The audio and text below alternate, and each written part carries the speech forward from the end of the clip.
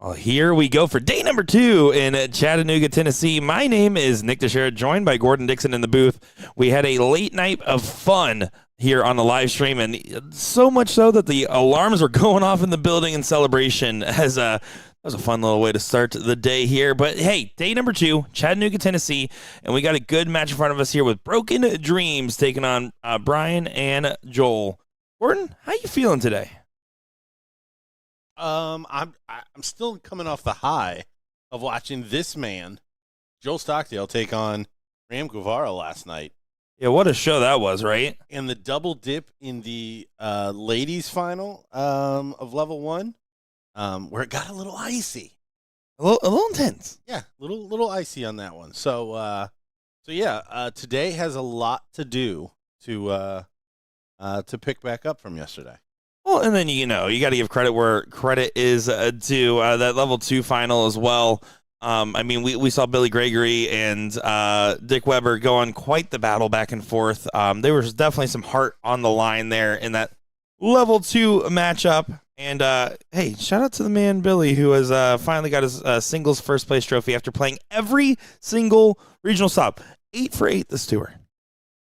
Yeah, that's a level of dedication. That I've never had. No. Wait a minute. You've been to every regional. And I haven't gotten a single first place trophy. Not one, Gordon. Oh, not surprising. So we've got Gibby here taking on Joel and Brian. We've got the we've got 3/4 of Tennessee here. With Gibby playing out of North Carolina now. Yeah, looking forward to seeing how this one play. Joel played with some heart on the board. What an inspired performance, especially in that first set against Ram Guevara, defying some of the odds. Rocking a Gian Van Veen jersey today with the signature on it. Met him when the Dutchies were on tour here in Tennessee when they did that exhibition series. Very nice. Future runner-up at that time. Yeah. He hadn't made the final just yet. I'd hoped for more out of Gian in that final. I think so did Gian. Thought we were going to get it after he won the first set, but then... Yeah, how embarrassing to be so young and making finals in the World Championship. Yeah, get blown up by somebody even younger. Yeah. Brutal. But we're going to have a fun day here on the dartboard. I am looking forward to it. Forward to seeing how this one will play out. We have not taken too deep of a dive yet into the teams here. Got 114 teams across our 4 levels today. Top average team should be Joe Cheney, Jason Brandon. But Jason Brandon not playing Jason Brandon darts on the soft tip board at least. See how this one plays out there. George Daniels and Daniel List, double the Daniel. Going to be an interesting one. I think underrated team would be TNT, Timmy Bagley, Thomas Baugh. Going to be a couple good ones here today. Cut off for this top level right around that 3-5 range, give or take. Level 2 closer to that 2.88. And just for the stat guys, like myself, is that both guys added together divided by 2? Correct. Yes. Now we just pick one of the two. The average. Yeah, 2.275 for the level 4 and down. Or is that a mean? I always get that. You're pretty mean. Agreed.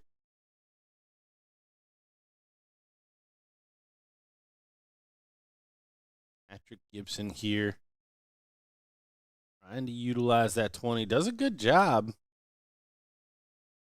Over after the 18s. Aside from Joel really kind of showing Ram what he could do in the first set there of the final, there was a lot of parity the rest of the way down from the level 1 yesterday. Even this man playing extremely well. There were some people in the chat saying that he's been beating guys since he was 10. Wayne trying to snag that 18.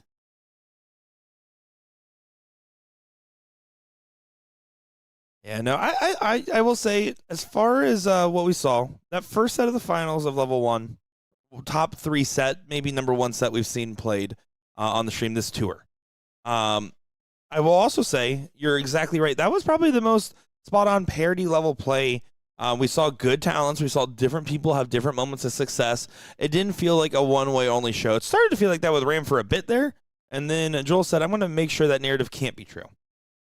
Yeah, no, it really was. I mean, we expected a little more out of Brandon when he played in the semifinals with Ram, but and even there he lost 3-0, but it was basically a turn, maybe 2 turns that separated the two.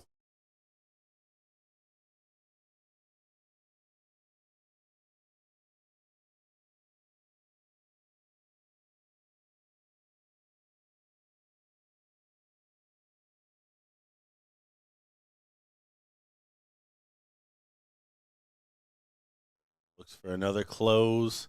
Would have liked to seen a bullseye there. A little 4D chess.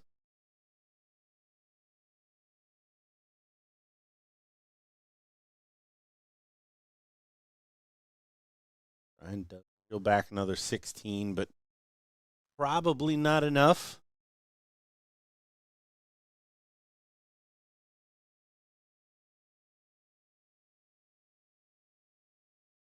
And go up. Oh, he does go over to the 15.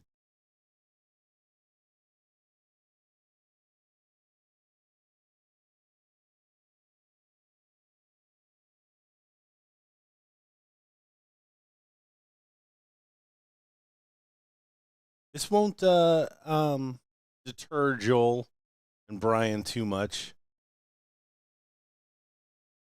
Going second. This is the stretch.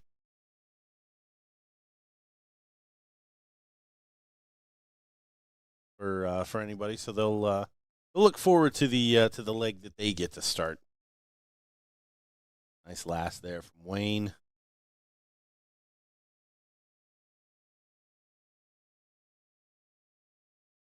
Looking at those averages, you see the parity that we were talking about, and you do usually get a little bit of a drop off every time you add somebody to the team.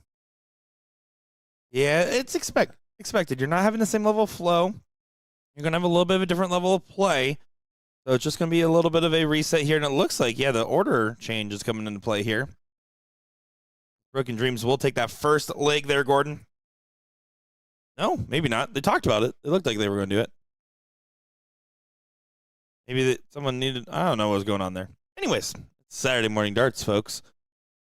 Saturday morning, a lot better than Sunday morning.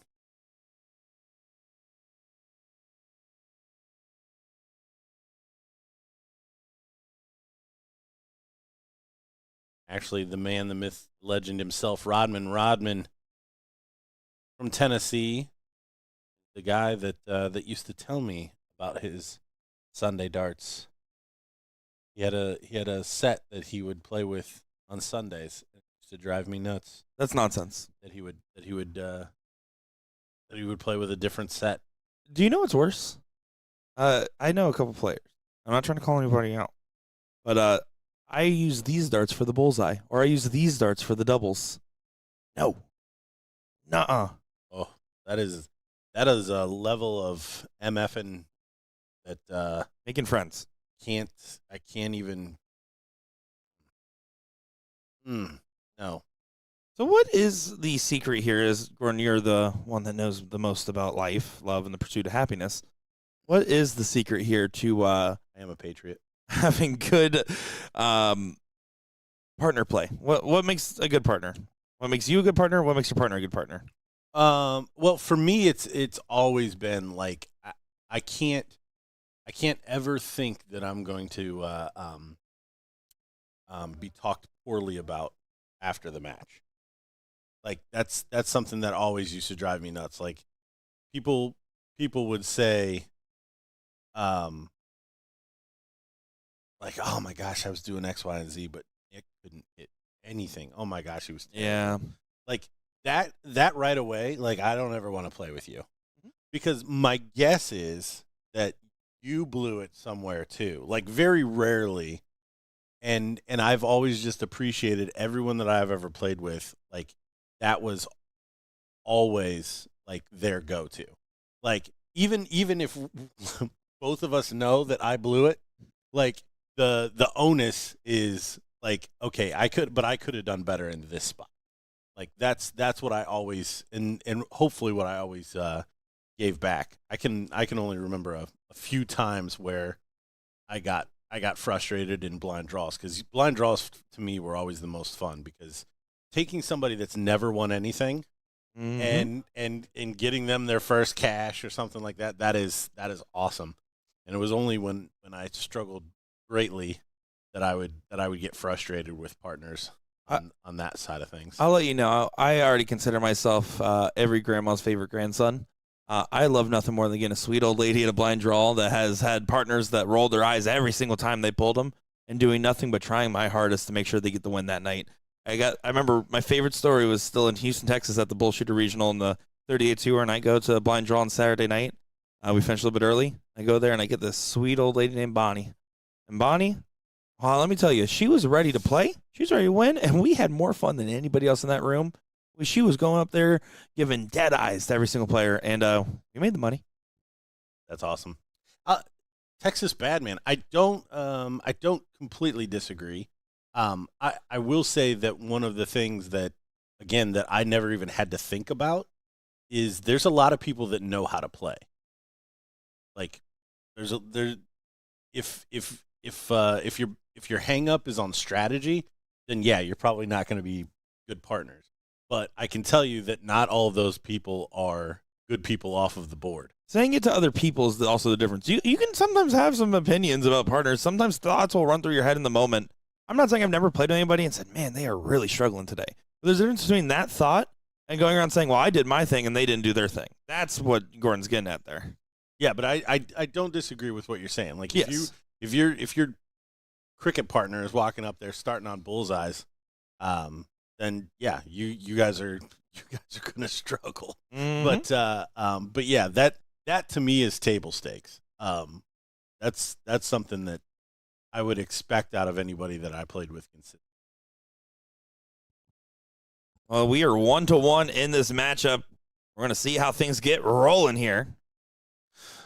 All right, one apiece. We are playing best of 5 again in level 1. Yes. I didn't need confirmation. You looked at me. Just missed my face, or I don't know what that was there. Guys, can a peek behind the curtain here of what commentary is like behind the scenes of Gordon. There's a couple players that come sit by and will watch us commentate, and some come on to multiple stops on the tour. Someone said to me the other day, when you and Will like commentate, you guys are usually looking back and forth and whatnot.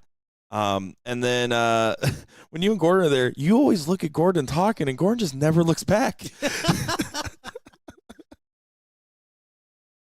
Well, yeah, I don't know. I'm not used to going back and forth, to be completely honest. It's fair. So far, holds of throw for both of these teams. And it's looking like it may go that way again. 0 for 1 on partner reviews here for Gordon Dixon in the comments. You know what? How could you argue with that guy? You literally can't. Well, you probably have, but no one else should. There's a difference. Talk about somebody that would start cricketing bullseyes.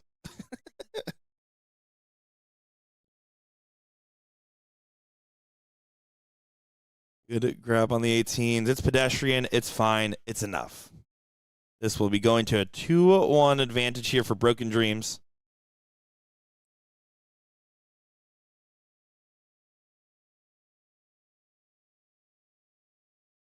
Actually, if DJ and I could have recorded our rides for the, I don't know, like 20 we'll say 2009 to like 2013. We would have a best-selling podcast. So you've said that before. You said that statement before, right? Like, And yeah, hands down. can I tell you exactly what would happen? It would have been a best-selling podcast, and then like 2018, 2019, Retroactivity Culture would have listened back to their early episodes and then canceled said podcast as well. It would have been a best-selling and canceled podcast. I think you would have been impressed with the. Obviously there would be an explicit sign next to every one of those. Yeah, no, for sure. But yeah, no. Yeah, no, I don't think there would been. There's not any overtly cancelable things that would have come up naturally. Now, if we had a chat that was also involved in that, Then it gets dicey. It could have went off the rails. Speaking of off the rails, it's like still continuing to be that way for Brian and Joel. Yeah, again, it's against the darts. I don't think they're going to be too hung up on it. I mean, obviously, you don't like to lose one that one-sided, but against the darts, they were always going to be up against it, and they've already won theirs relatively comfortably. I just want to see the Joel we saw last night. That was a fiery, fun Joel Stockdale.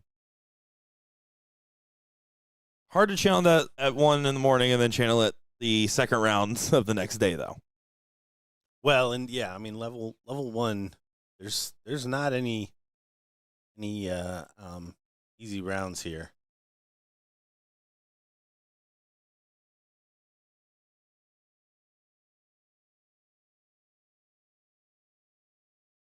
Here's the first big test here of this what could be the final leg. Depending on who you're asking, that result is warranted.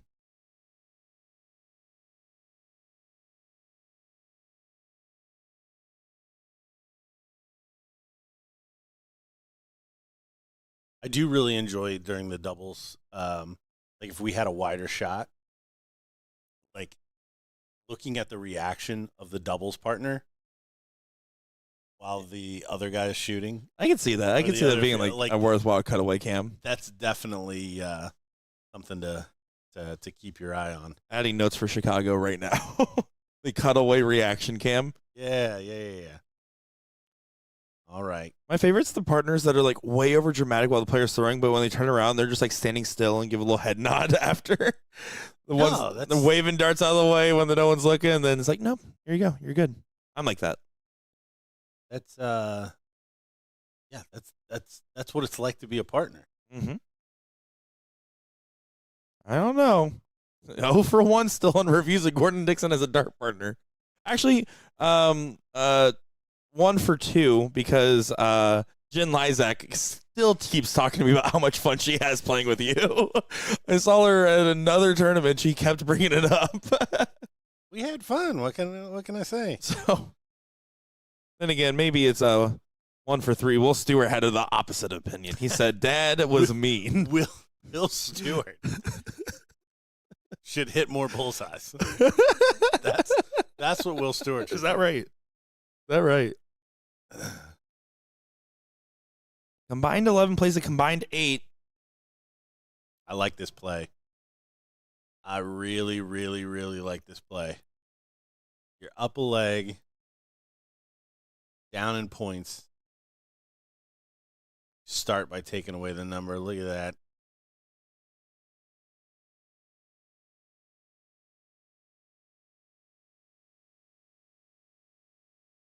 Back in the treble. Oh, wrong one. Really needed 2 there, at least. So Patrick Gibson can start to run away in this leg. We gotta go. Try to sew it up for Broken Dreams. Bit dramatic, right? Well, I don't know. He walks this lonely road in Horton. It's in fact the only one he's ever known on this boulevard of broken dreams. That's about as much of that song I remember the lyrics off the top of my head. Go on, Smooth Strokes, the Niner. Sung it into place. Yeah, you really need a niner to answer, because I don't think these guys are in the mood to have a couple of misses. 7 mark is okay, but another 32 really would have been helpful. Seen Wayne play aggressive. I think probably stays in that vein here. Trying to take that 16 away, and then I stand corrected. The 19 points helps him along, and a big 7 mark closes both the corners. Yeah, just about locking this one away, it seems. Gonna be hard to get out of this position. Hard to draft this up any other kind of way. Winner of this matchup does get to play Daniel Liss and George Daniels in this next round.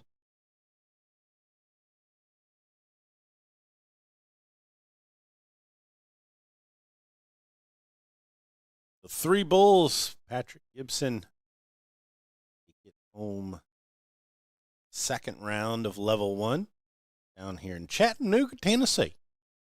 Can I get a yeehaw, Gordon? Yeehaw. Yeehaw! Gordon, I can't believe you yeehaw twice. Oh, we've got Addie Gibson. Good job, Daddy. Commenting in the chat. How could any of you heathens root for Brian and Joel after that?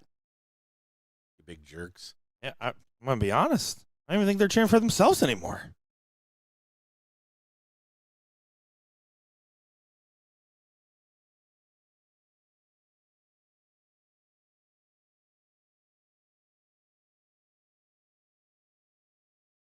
Closed in 50. Wow, very Texas-sounding yeehaw. Thanks. From Ohio. I just really like going to Texas Roadhouse for birthday. I like the one where you throw peanuts on the. They don't let you do that anymore. No. That will be enough there for Broken Dreams to get the win. And, yeah, you can see there was a lot of banter between those teams. A lot of fun being had. And our next matchup here should be up any second now. We're waiting for these players to get to the board. That's going to be Pickled Pigs taking on Old TRW. So, folks, we'll be right back here in a quick moment. Nick Teixeira, Gordon Dixon on the call. Don't go far, folks. See you in just a second.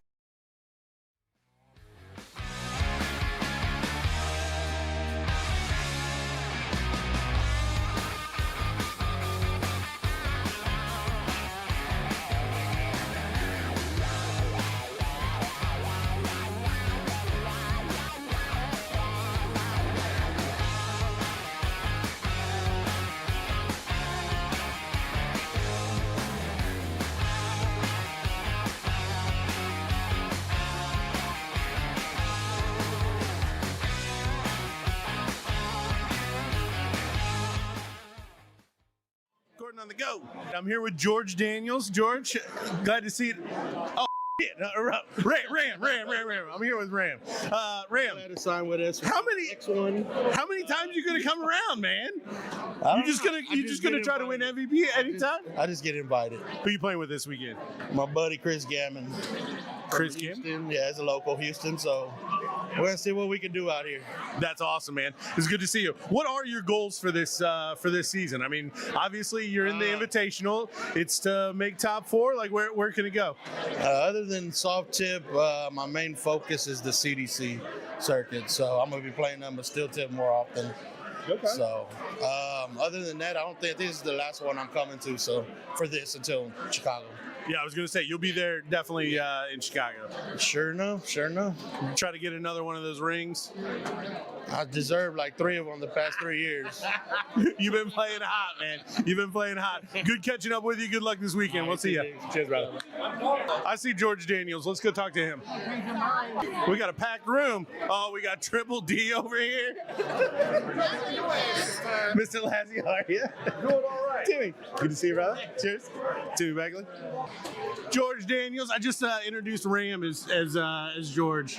Really? Yeah, he took it on the chin. He said he was glad to be with X1. Yeah, I am. I signed up. Congratulations. New sponsorship announced today. Yeah, he just put it out today. Very cool. So how long has that been in the works?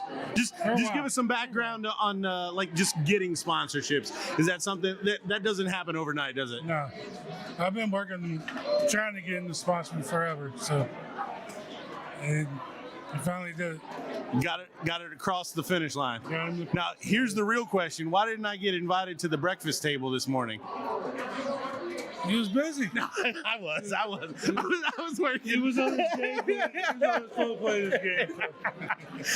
I was working this morning. Well, hey, what's the goal this weekend? I mean, tonight's the one that everybody wants, right? I want the MVP. Okay. All right. I'm going to shoot for the MVP. This is I shouldn't say surprising because Tennessee has a lot of really good players, but like when you see Ram, you see Chaney, you see Jason Brandon, some of those guys walking in the room, like, is it stay away from me or I hope I don't get them? I want to play him. I want to play the best. It's the only way you can get better. Hey man, you want the title? You want the? Gotta go through them to get it. Yep. You want to beat the best to be the best. I love it. Good catching up with you, man. Too, cheers. Good luck this weekend. Gordon on the go. Gordon on the go. All right. Who else do we see here? No, we're not live. But we are being recorded. This is a real This is a real interview. They're calling it Gordon on the go because I keep getting stopped by everybody. So. Okay. Yeah, so you're doing good. You've got another kid now. Yeah, I've got 3 So now total. 3, Yeah. Good. But what's the goals this year? Anything on the soft tip side? Probably not. Maybe make it to the BullShooter. I've never been. That's why Joe's talked me into throwing this thing, and hopefully maybe it's on my bucket list. But He's always been a big fan of that one. Like he was one of the ones when I was playing. He was like, if you haven't been to Chicago, you have to go to Chicago. right, not playing a soft tip dart in ever, and then he just shows up and wins the damn thing. So it's like, hey. Wow, Maybe. that's kind of Joe, right? It Like even the World Series when he qualified for that, it was kind of. He was actually watching the last one that he shot 2 years ago, and you were commentating, and he was throwing so horrible. And I was sitting there, we were sitting on the couch, and I was like, "Why are you actually reliving this, Joe?" He's a glutton for punishment, or what? I was like, "God damn, this is like freaking paint. Watching paint dry, watching you throw this match, and how in the hell you pulled it off? I don't know. I don't know with a 3-0. Come on now." Hey, And you were even like, well, I know he usually can just pull it out, and this is when he really gets the best of it, when he just knows how to get those darts out of there, and you're like, chirp, chirp, chirp. is it probably something about a shark smelling blood or something along those lines? That's how I've always pictured him. But yeah, he did kind of eke one out there, didn't he? Yeah, he did. He kind of did. But that's Joe for you. I think everybody kind of gets paranoid too because they know that he'll just be able to bring it on at any minute. Well, yeah, when the opponent's kind of expecting it or seeing it coming. But what about you? What about the Invitational? You wanna try to play in the Women's Invitational? I don't know what that is. That's the ESPN event, but for ladies. Oh, doubt it. So I've had a couple bad years or rough years, and so I changed my stance a little bit, and I started throwing really well. I'm doing good in my singles leg this season. So I'm going to try and give it one more year and see how it goes. Gordon Dixon. Why hasn't Sandy been to Chicago before? She's not much of a soft tip player. I've tried to get her to come. She was just telling her. I said Joe was one of the guys when I was playing a lot. He's like, if you haven't been to Chicago, you have to go to Chicago. Go to Chicago. Yep. I think I've went to every one of them since. No, I missed one because I had a trip to England. But other than that, I went to every one of them since 2014. Yep, I remember. Like that was one thing that you always talked about. Yeah. It's the biggest darting event that you'll go to in the U.S. I think there's they get 5,000-6,000 entries over the weekend. Oh, I don't know. We'll have to. There's probably more than that with the 4 levels now. But yeah, huge. 128, 160 something dartboards. Now that sounds right because they've always got that, or they used to have the pro room down below, and I think they're moving all the boards upstairs this year. Oh yeah. So even there's 32, 64, 96. in the room, and then some out in the hall. But yeah, there's no other tournament in the country that I've been to that has that many dartboards. Yeah, you've been singing that song for as long as I've known you. So what are your goals for BullShooter this year? Obviously, the Invitational, is that definitely on your list this year? Yeah, definitely. I mean, give it a go here in the singles, see what happens. But my ultimate goal is go back to Chicago here in a couple months, right? Gotcha. Will it be you and Brandon out there? I'm not sure if he'll go or not. I'm putting you on the spot on that one, aren't I? Yeah, I'm not sure. I gotcha. So you're not even set that far out. He had to skip last year, and I played with Thomas Ball, and we snuck into the pro level somehow. That's the only event I've ever not thrown in Pro AA. Was last year in the doubles. We ended up getting second. Ironically, the Ram Guevara, who was also not in Pro AA, in the finals of the pro event in the doubles. But oh, that's weird. All you guys weren't in the Pro AA and played in the finals? Yeah. That's weird. Yeah, right. Well, it's bad enough that I snuck in, but how the hell was he? Yeah. I've never played less in a AA event until last year. And Thomas had signed us up, I think the day before we played in the AA event. And then on the last event, And another matchup has appeared on the live stream, and it should be a good one at that. We have Old TRW taking on Pickled Pigs. And this one, I'm Nick Schroed, joined by Gordon Dixon. We're going to be taking our first look at a couple of these players today, including Triple D, one of those, I would almost call him a dark horse, because he doesn't even know what Donnie Lassie's going to show up as. So true.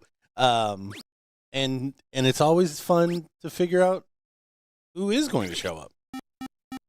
I will say we were filming Gordon on the Go yesterday, the video that was just playing, and as we were filming it, at one point, he does give me a wet willy in the middle of filming, and he came up to me today and said, "Man, that was funny, wasn't it?" I was like, "Sure, I'm sure Gordon found it great." Yeah, I didn't even know that happened until he said something after the fact. He's like, "Did you see that wet willy at the end?" And I was like, it was like in passing, and I was like, I had no idea what he was talking about. I was like, I didn't get a wet willy. What are you talking about? And then as soon as you replayed it last night, I actually saw where the flyby. Yeah. Well, to be fair, credit where credit's due. A true professional, you're locked in on your interview, okay? You are committed to the craft. There is nothing breaking that stride. Well, I had to. It was Gordon on the go. Like, it wasn't Gordon standing there. So I had to have my head on a swivel. I've come up with a lot of different names, some good, some bad, for things on the fly. I'm not gonna lie, I'm pretty proud of Gordon on the go. No. It was legit. Gordon on the go. I believe I was the one. I know I was like talking with Will and Jen when we did Travel Baggage for Travel Baggish, the 1-episode series.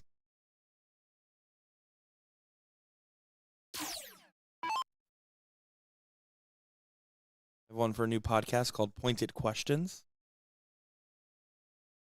Okay. Answering darts and life's biggest questions. Tagline. Who's going to be running that? Well, if we get out of the ideating phase, it would be myself and Jen Mounds. Okay. The original name for that podcast, Roots and Nuts. One for the 16s for all three. Not going to lie, I like that one a lot better. Unfortunately, that one was taken. What was it? What was it taken?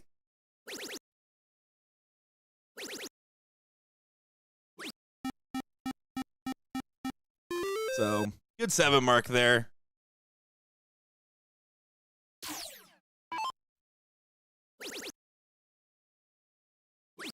Currently looking at the bracket development here. We have Los Chorizos sitting in the top 4 on the winner's side, waiting on the winner of Chainsaw and 9-piece.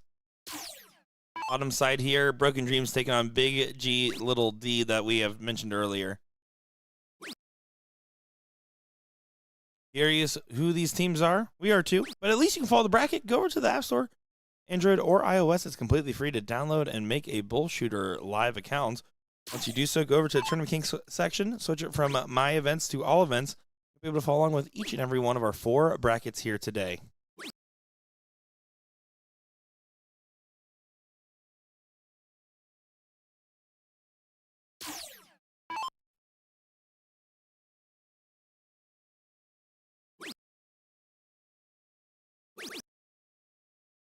Lassie snagging the double 15.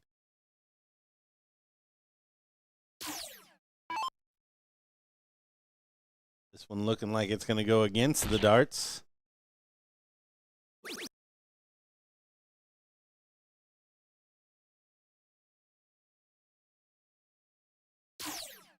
Ralph only needing 3 bulls here to take leg number 1.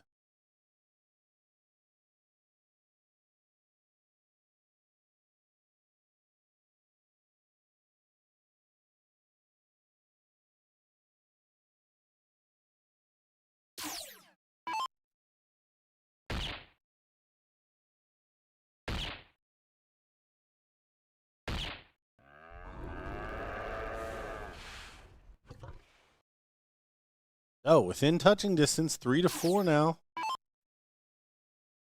And Lassie needing all 3 here. Oh, 2 off the rip. Thought it was over. Does find it. Saved a potentially gitchy little situation there. Oh, the pickled pig's not going to go ahead and get roasted quite yet.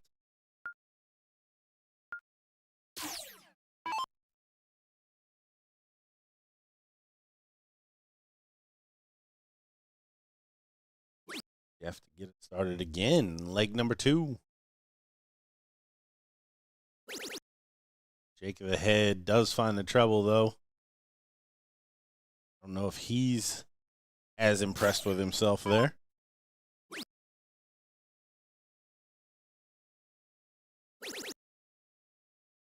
This man, Donnie Lassie, he's always impressed with himself. Look at that, giving us a double rock and roll. And if you watch his eyes, that was such a switch. That was mid-throw when he decided to throw. I haven't seen that much of a switch since the last time I went for shopping for new light fixtures, Gordon. That was a bit of a stretch for me. McCool coming back up to the line. People wonder why I don't look at you when we do this. That's shocking. Because my smile is too iridescent. Iridescent. It means rainbow coated. That's not the one I was going for, but here we are. It is Saturday morning commentary, and boy, oh boy, these players are playing like a fire alarm went off at 3 in the morning. It's a dart tournament. If it doesn't go off, we don't feel at home. I will take responsibility. I did say in our meeting the other day that we haven't had it happen the entire tour so far. Ooh. Yeah. That is on me. On you. On me. I did it. The ship is unsinkable. I understand the problem here, Gordon. You might as well have pulled it yourself. Well, I didn't say. I didn't. I mean, let's tackle the big issues here at Touchtunes. Let's hear, please. It is Valentine's Day, and I wore my red shirt yesterday. Yes. Like, what? You think that was Touchtunes, or do you think that was what kind of organization? What kind of organization are you running here? Red is either Valentine's Day, and or I will also accept Tiger Sunday. Okay, Tiger Sunday. Yeah, like that. Yeah. Yeah, That is when reasonable. the red shirt. The idea that you wear a red shirt on Friday is. Gordon, can I? It's almost the way. It's almost like you guys shooting outs. Mm-hmm. It's like, what are you doing? Mm-hmm. What is going on Well, here? as the head runner person of Touchtunes, let me please answer this question. It's always just red, blue, black, brother. I don't know. I didn't pick it. Honestly, I forget it half the time, too, and I look at pictures of what I wore on previous Fridays, Saturdays, and Sundays. That's the answer. Not me. I just ask every Friday, Saturday, and Sunday. You do. You usually don't ask by Sunday. At that point, you got it handled. No. That's my my ability to only have 3 shirts when I come to these things narrows that down. Well, Ralph McCool. I did do a video earlier where I went around and I asked like 30 plus people who the best and worst dart player was in the room. He did get a vote. Got as many votes as Michael Diaz. Who said McCool? Bagley. Timmy Bagley did. Oh, okay. Yeah. I got 2 votes, so I'm better than Ralph McCool by statistics. That's cool. I did also get 2 votes of me being the worst start player, though, so. By statistics. I don't know who's doing that math. And no one said it, but everyone you could tell thought it. They were thinking Gordon Dixon the whole time. No, I'm not even in the conversation. And what is and this? I think you're more upset about that than I am. That you weren't mentioned? Probably. Someone has to put you first. It might as well be me. 2-0 lead for Pickled Pigs. I think Pickled is old TRW right now. A little bit of trouble. Yeah, 0 for 2 on cricket legs with the start. It's not where you want to be in a cricket event. No, so the idea of cricket doubles is to win in cricket. Yes, Gordon, that is correct. Well, and especially with the start. You lose a cork. These go 5 legs, and you lose the cork in the 5th. I mean, blame your partner. I mean, nix everything I said earlier. Like, that's 100% their fault. But yeah, other than that, you got to win your legs. Because breaking in this is already hard. If you're not winning with the darts, that's going to be a short day. Yeah, it's not going to be a long day. I would have to agree with that. And to be fair, these players are competent enough to know that as well, right? And I would say at this level, what you also see, especially as you get late into the bracket, not only are they aware that they need to win with the throw and make sure to make their lives easier, but they're not pressing for it either, because it's easy to say, okay, it's my throw, I have to start off strong, and overexert. How many times have we seen that, especially in the 0-1 legs, is where it really becomes apparent on the double in, someone pushing way too hard, not connecting the other way. It's about knowing when to do something and knowing how to do it. Which sounds pedantic when I say it out loud. Not going quietly into the night. This should be a good leg win here for old TRW. What was the exchange there? Donnie Lassie icing down the arm of his partner? I mean, who doesn't want to play with Donnie Lassie now? I don't know. I will say he's always the person that's right next to me in Mr. Congeniality at a tournament we're both at. He did sign up as DJ Sayer, and I was Gordon Dixon at a blind draw once. Shout out to 38 Tour Arizona Regional. And rest in peace to Mike Bates, by the way, from Arizona as well, from the BullShooter bar.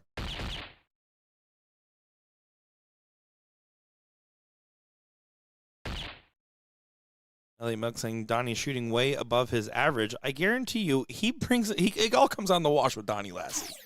That is one thing that we will make exceptionally clear. Jeff polishing it off, so reeling it back, but now Pickled Pigs with the start. Donnie Lassie with his first chance at a clean look at the 20.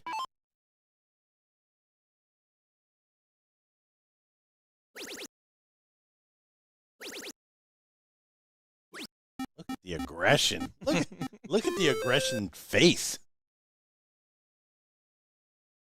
He's throwing his darts like even if he hit a 9, he would have wanted a 12. As he calls for the beer caddy in the background, too. What an athlete. What an absolute athlete. He's got people for that. Of course he does. They don't call you Triple D for nothing. Heather Howard, 7.0 NPR player in the chat. Gosh. Surrounded by talent this weekend.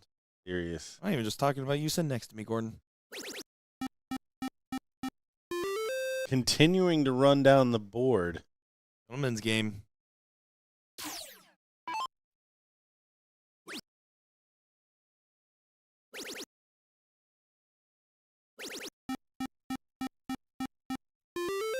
Heather Howard, former Facebook friend.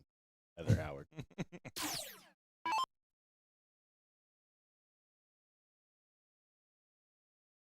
Sorry about that. That's been tough for you. Between that and a bunch of people saying "Let's go GD" in the chat, and it was for George Daniels instead of Gordon Dixon. It was a rough day to be Gordon, man. Oh, had to take that one on the chin. It was incredible. And trying to do a last-second turnaround. Needed to get the Bulls close and a number grabbed. A tough play.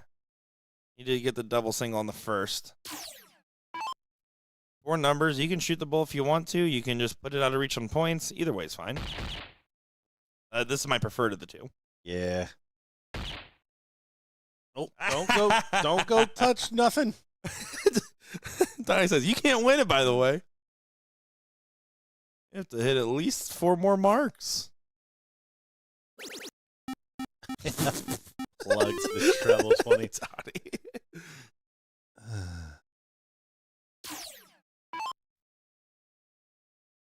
Donnie loving it. And this will be the last turn here for old TRW. Donnie Lasser will go ahead and get the leg here. There it is. Single 19 for the W. 3-1 win for the Pickled Pigs. So next up, Los Chorizos taking on Chainsaw, which should be a great matchup, by the way. So team at Chainsaw, that is going to be the team of Joe Chaney and Jason Brandon. And then Ram Guevara Jr., a.k.a. Pablo Escobar, playing with Chris Gammon in that one. So I'm curious to see how that one will play out. They just got called up, so it will be about 5 to 10 minutes here for our next match. We're just going to put on the overhead, put some music on. We'll be back in just a moment's time.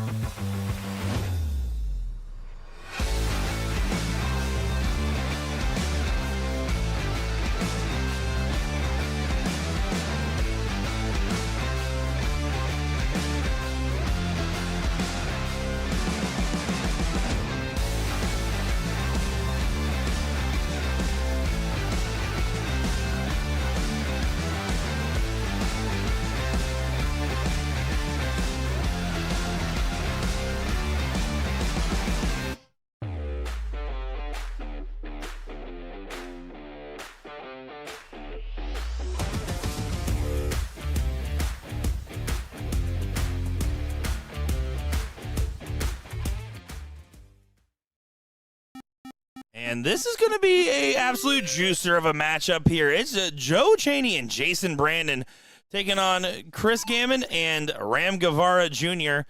This is about as tough as it gets here on the winner side of the bracket, at least until we see the King Seat match. Looking forward to it. My name is Nick Teixeira, joined by the ghost of Gordon Dixon, and what should be a good time on the dartboard. And I hope you guys are having a good time watching along with us. It's an absolute pleasure to broadcast all these amazing, talented players. Let us know who you're cheering for, who's still fighting along, and who you want to see on the stream, because it is some fun times being had here in Chattanooga, Tennessee.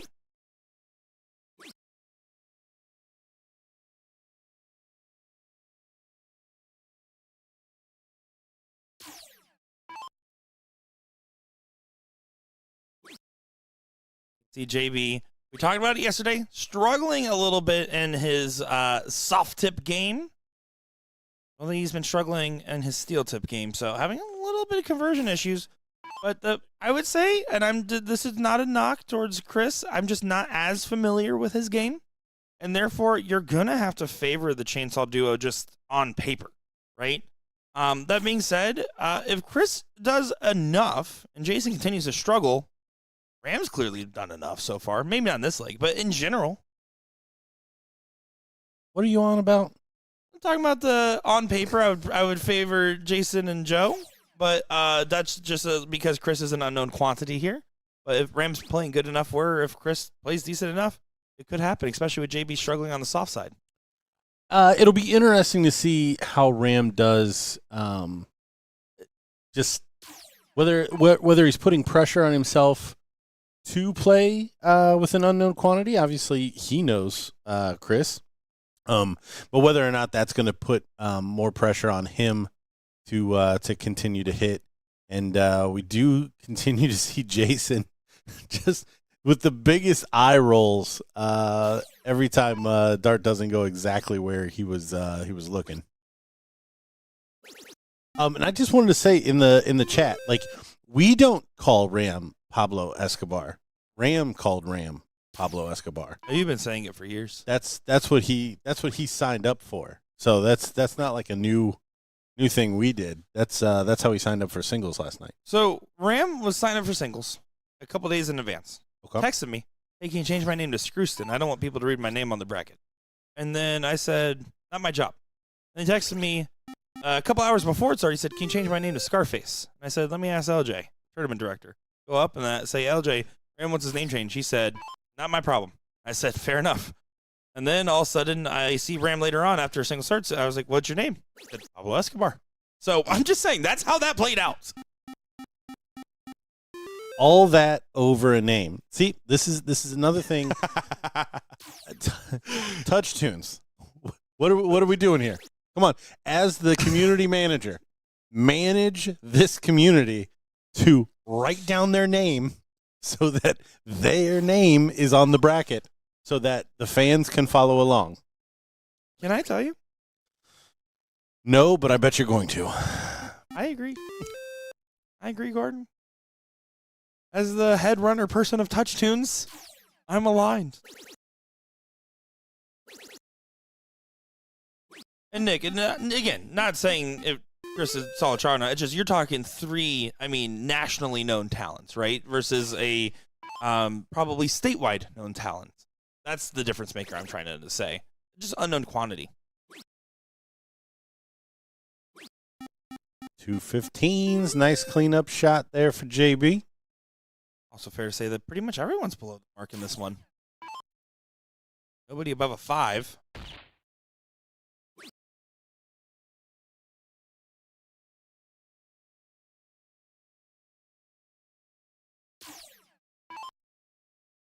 Jason looking for his partner. Was one of the funnier things.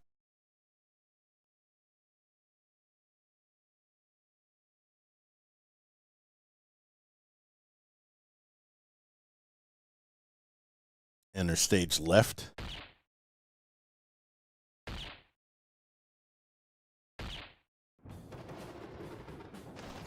Yeah, there you go.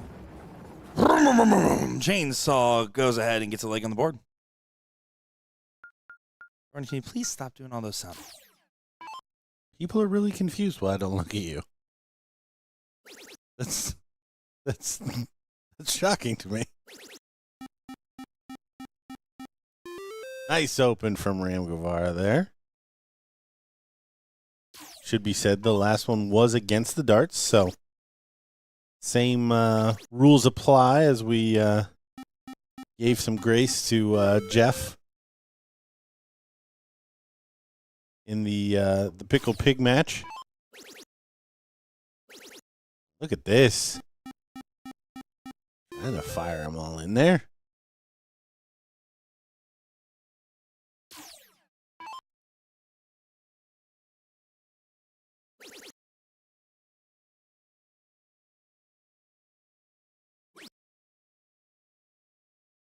Only 4. Back to the board with the lead. Oh, and he's going to be next door. Only a single mark.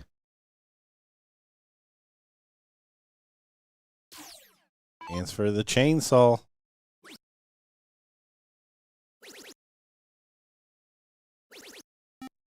Yeah, good timing, good play. Finds the 7. Get some stability going. Chris off of the opening 6 mark.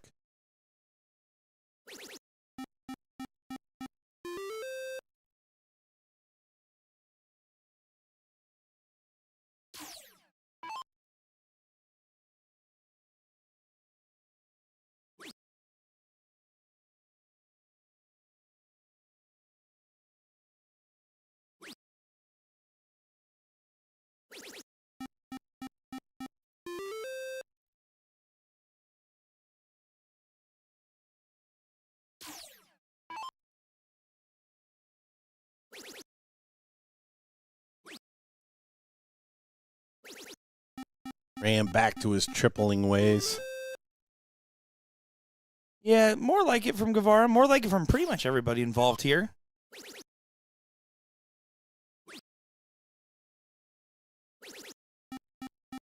Good back and forth. Cheney want to get all 3 trips.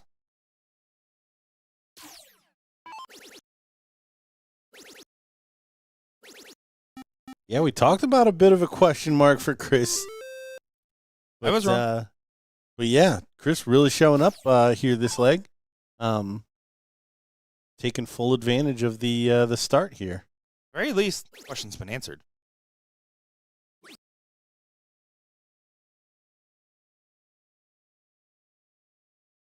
The thing about darts, very much a what have you done for me lately? Can't it's not like a band that can live off of a one-hit wonder. Although there are some that would say there's a couple of world champions that do that. That's also fair. But don't call me a world champion.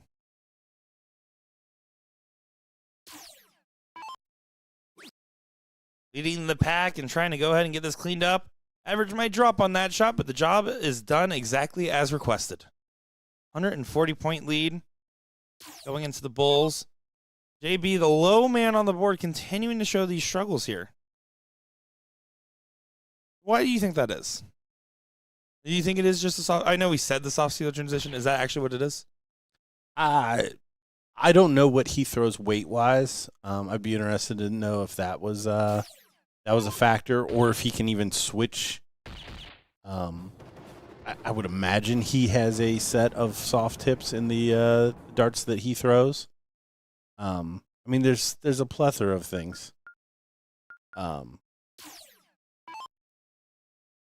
His minimal travel is usually a benefit, right? So he has those factors kind of going in the positive. Oh, you know what it is? Diana Brandon's not here.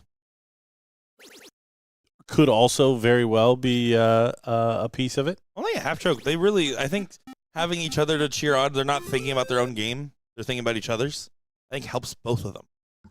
I mean, Clayana chalked every time that JB was up on a board when she was not in a match over at LVO not too long ago. 7 followed by a 6.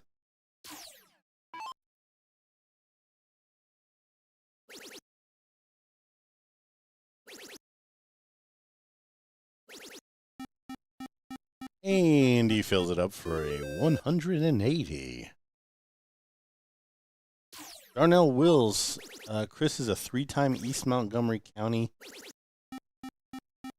T-word toss champion. Any idea what that is? Yeah, that's the Tennessee equivocal of Quidditch. Put the sorting hat on and give it a play.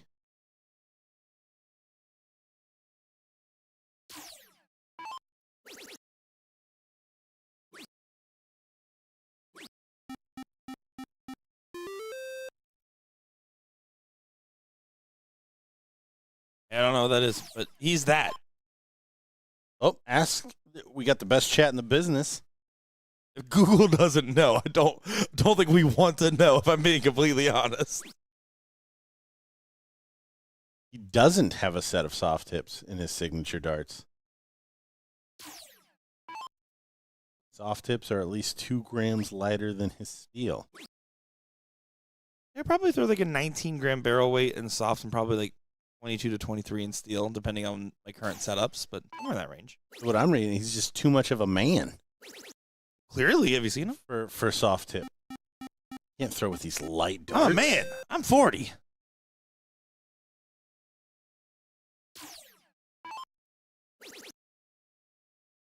Comes Ram. Look at him throwing the 9er. Yeah, this is where it starts to get into a dicey position. Thinks he wants to get a set, though. I think he definitely does after this weekend so far. Again, only 5th or 6th tournament playing soft tip. He made it very clear. Oh, and he goes just high. Joe Cheney back there rocking out, I think.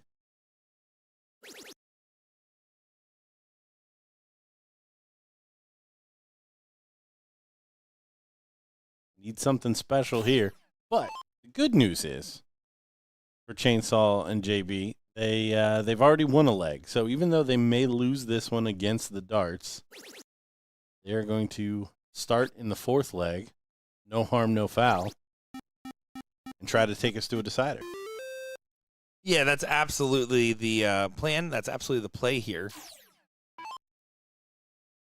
I don't think you can count either one of these teams out. We're seeing interesting stuff from both sides.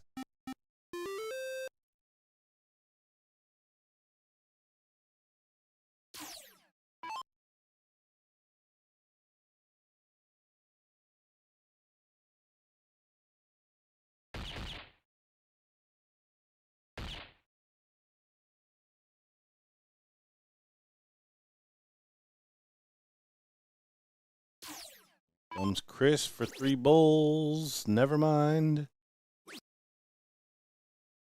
No game shot, but I don't hate it. Setting up an easy finish for It's a layup. Sign up a For Ram. layup. A little alley-oop.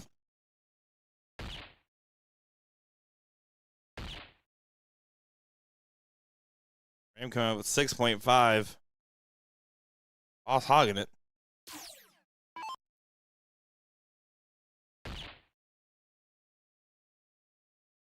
Well, Hmm. we got to get the point lead back, though, because the one bowl is grabbed. It's a 1-dart win, right? So you're up there, double bowl. At least you have to hit 4 bowls before you would grab anything. And at this point, I would rather just clean set up my partner. You can't get it all done. I have to stay. Another double makes it interesting. Oh, see, I don't like it there. No, completely agree. Because it's 2 X's. It's too easy.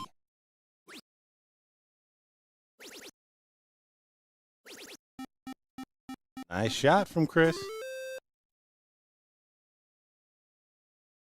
So puts it out of reach. Chainsaw can't finish here. Can make it interesting again. Oh. First one looked promising. Second one didn't look bad either. And third one definitely didn't look bad. Yeah, banged into the first 2. Not able to find it. Those Chorizos up 2-1 now. But again, no harm, no foul. Chainsaw and JB, the Tenetians. Get us started here in the fourth leg. Yeah. I've never seen more well-defined Tenetians in my life at the dartboard. And a good 9 for Cheney. I mean, this is going to be a little bit of a let's go ahead and cement the lead early kind of play. Stay deep, play hard. Navarro's going to try to answer back. Good spots. Yeah, goes right into a 9 himself.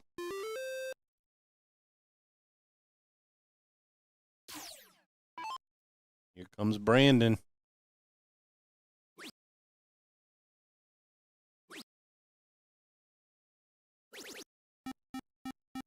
Solid ton. What's Jason's middle name? Jason every time? Jason Michael Brandon. Like, it's got to be 3 first names, right? Oh, there you go. Like Michael Sarah Palin. That's a band, by the way. No, didn't hear of that one before. It's a band. They do a sick cover of "If It Makes You Happy." By the way, highly recommend. Okay, That's on Gordon's Gotta Listen list from Nick Pichero. I do like a good cover. This was actually the debate at the BullShooter team dinner that we had on Thursday. It was what are songs that are the cover is just as good, if not better, than the original. Mine is always "The Man Who Sold the World." I like the Nirvana version over David Bowie. And then there was like "Sound of Silence," "Disturbed" was in the mix, and a few others. Oh, Ryan, there you go. 3 first name. Nailed that one. That was a soul read from Gordon Dixon, by the way. Jason, Ryan, Brandon. You're like, oh, that sounds like a solid Trips team. No, that's one guy. Miss Cox sang "Boys of Summer" by the Ataris. That was actually LJ's pick, our tournament director.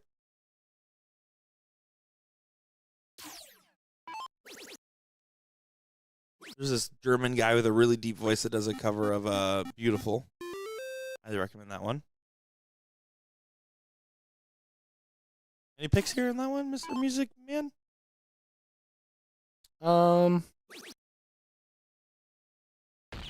Muppets Bohemian Rhapsody? Ferdy. You haven't heard it. Brian Hackett in my local league plays it every week at Pro League.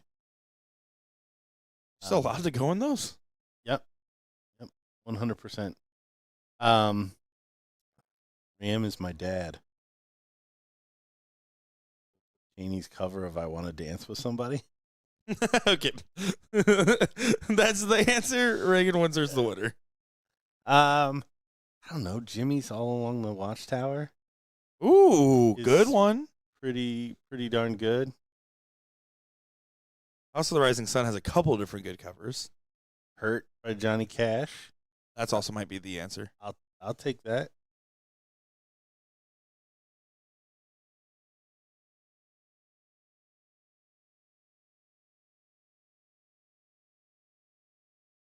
All right, we've got a starter in the decider. Going to be Joseph Cheney. Joseph Edgar Cheney. I was going to let it fly. Oh, sounded good. This is like when Bob McCoy played on the live stream the other day. That's just a 3 on the open. Joe Cheney with 3 solid darts, just 3 fats.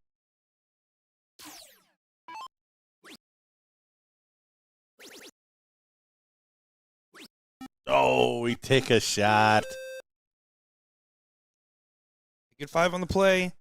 JB, the man that's showing the most signs of struggle in this matchup, should stay disciplined. I want to see very conservative. You can see that dart slipping out of the hand, trying to catch in the air. Yeah, disciplined stay. Never up, never in. Probably not a big fan of those going way low like that. No. Oh, Chris with 3 singles of his own.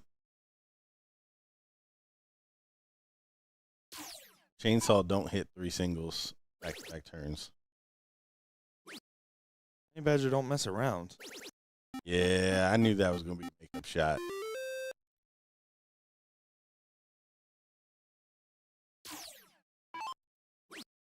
How we looking? What we got going on here?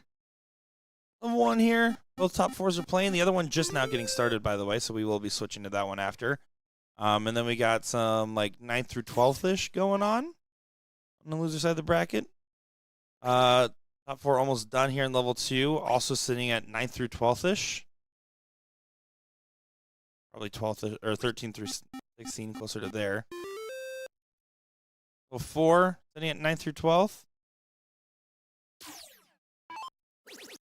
Top 4 is playing, and level 4, same position. So all the brackets pretty cruising. I would say all of them are halfway along or more, probably or more on our level 1 bracket today.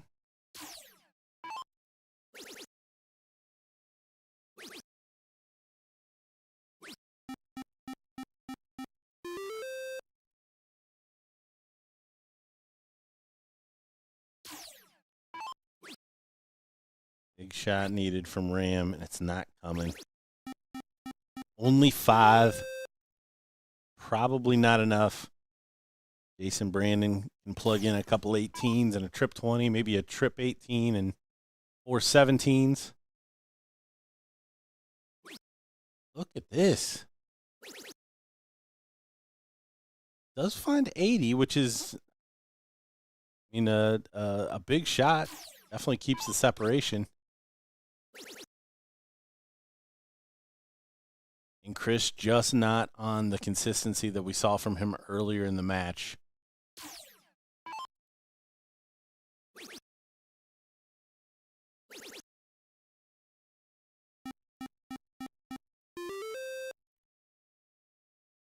Chainsaw running.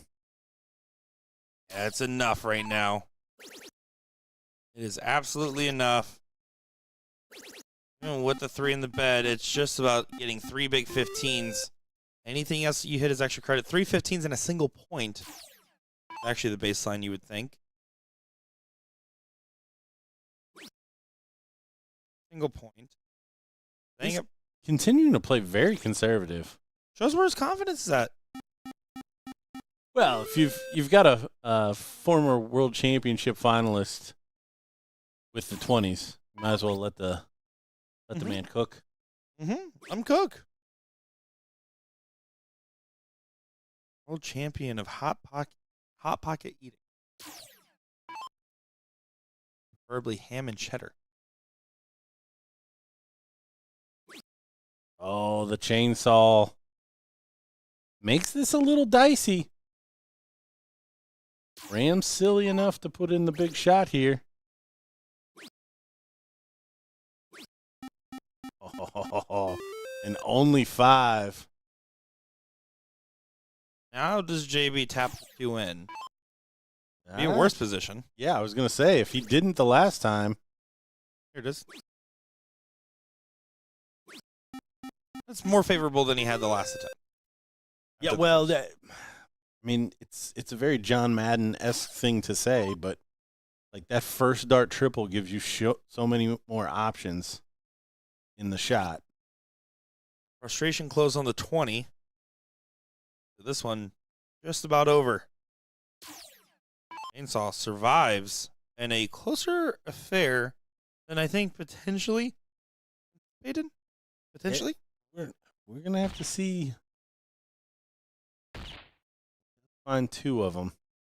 And Ram cannot win here. Will be our third 3 in the black of the weekend. Will not. Needed to be. Definitely needed to be. And 1 bull for JB. Take this one home. Trying to settle himself. 3 darts in hand. 1 bull. Executes.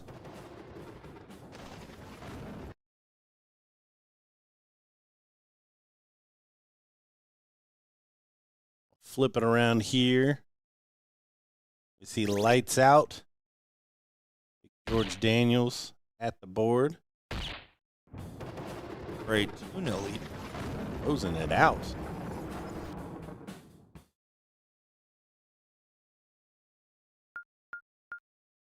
Fermented pigs. Speaking of looking cooked.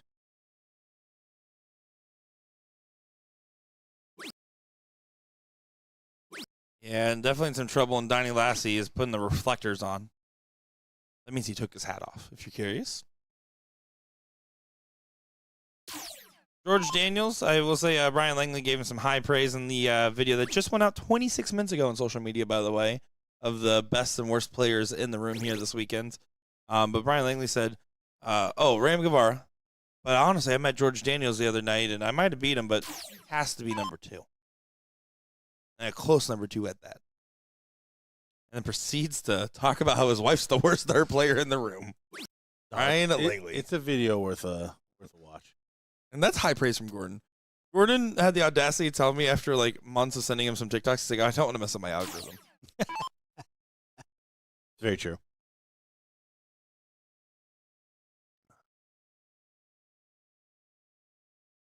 List. I'm like, Danny, missed. See what you did there. Thank you.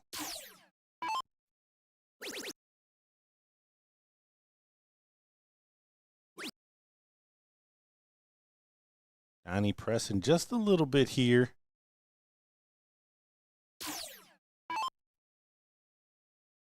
George can do.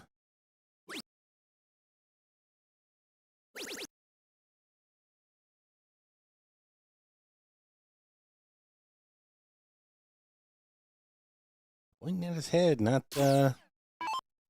thinking. I don't love that 20. Aside from the fact that he missed. Basically implying the light bulb was off on that shot. Again, some aggressive play from Ralph. Down to the 17s. These guys are 2-0 up. Can't imagine that Mr. List has been missing the entire time.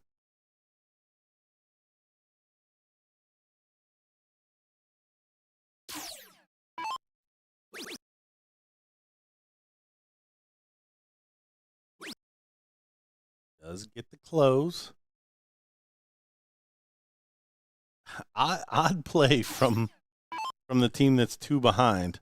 Like sending George up there with a 51-point lead and only needing to close 2 numbers. That was just you can only poke the bear so many times.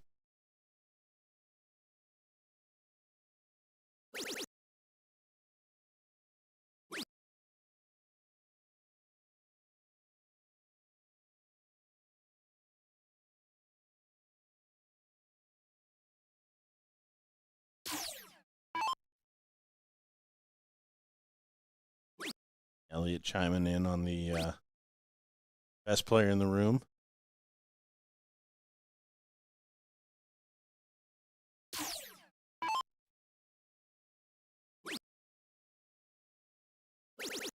Best player in the room, whoever Elliott Milk is playing.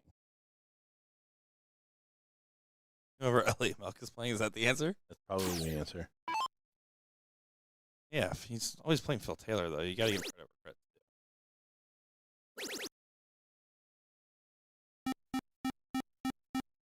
And this one looking like it's going to go 3-0. There is an outside chance here. McAwesome has a finish.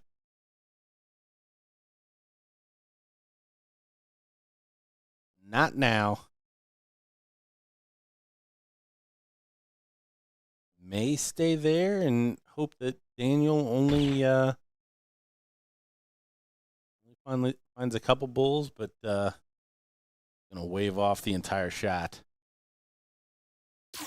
There's a lifeline for Daniel if he doesn't find the bull.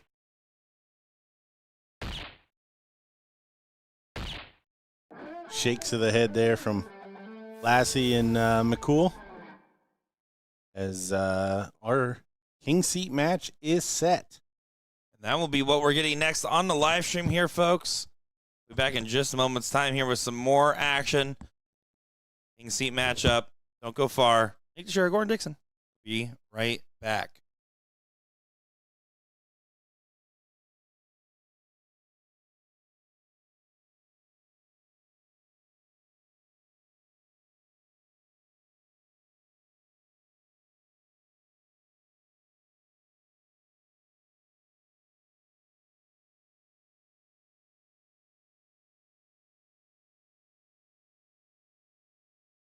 Gordon on the go.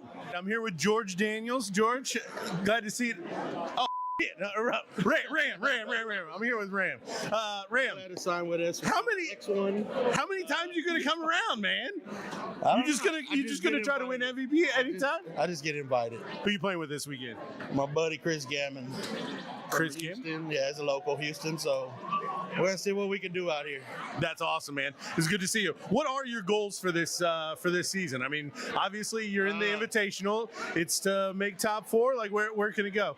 Other than soft tip, my main focus is the CDC circuit, so I'm gonna be playing them but steel tip more often. Okay. So, other than that, I don't think this is the last one I'm coming to. So, for this until Chicago. Yeah, I was gonna say you'll be there definitely in Chicago. Sure enough. Try to get another one of those rings. I deserved like 3 of them the past 3 years.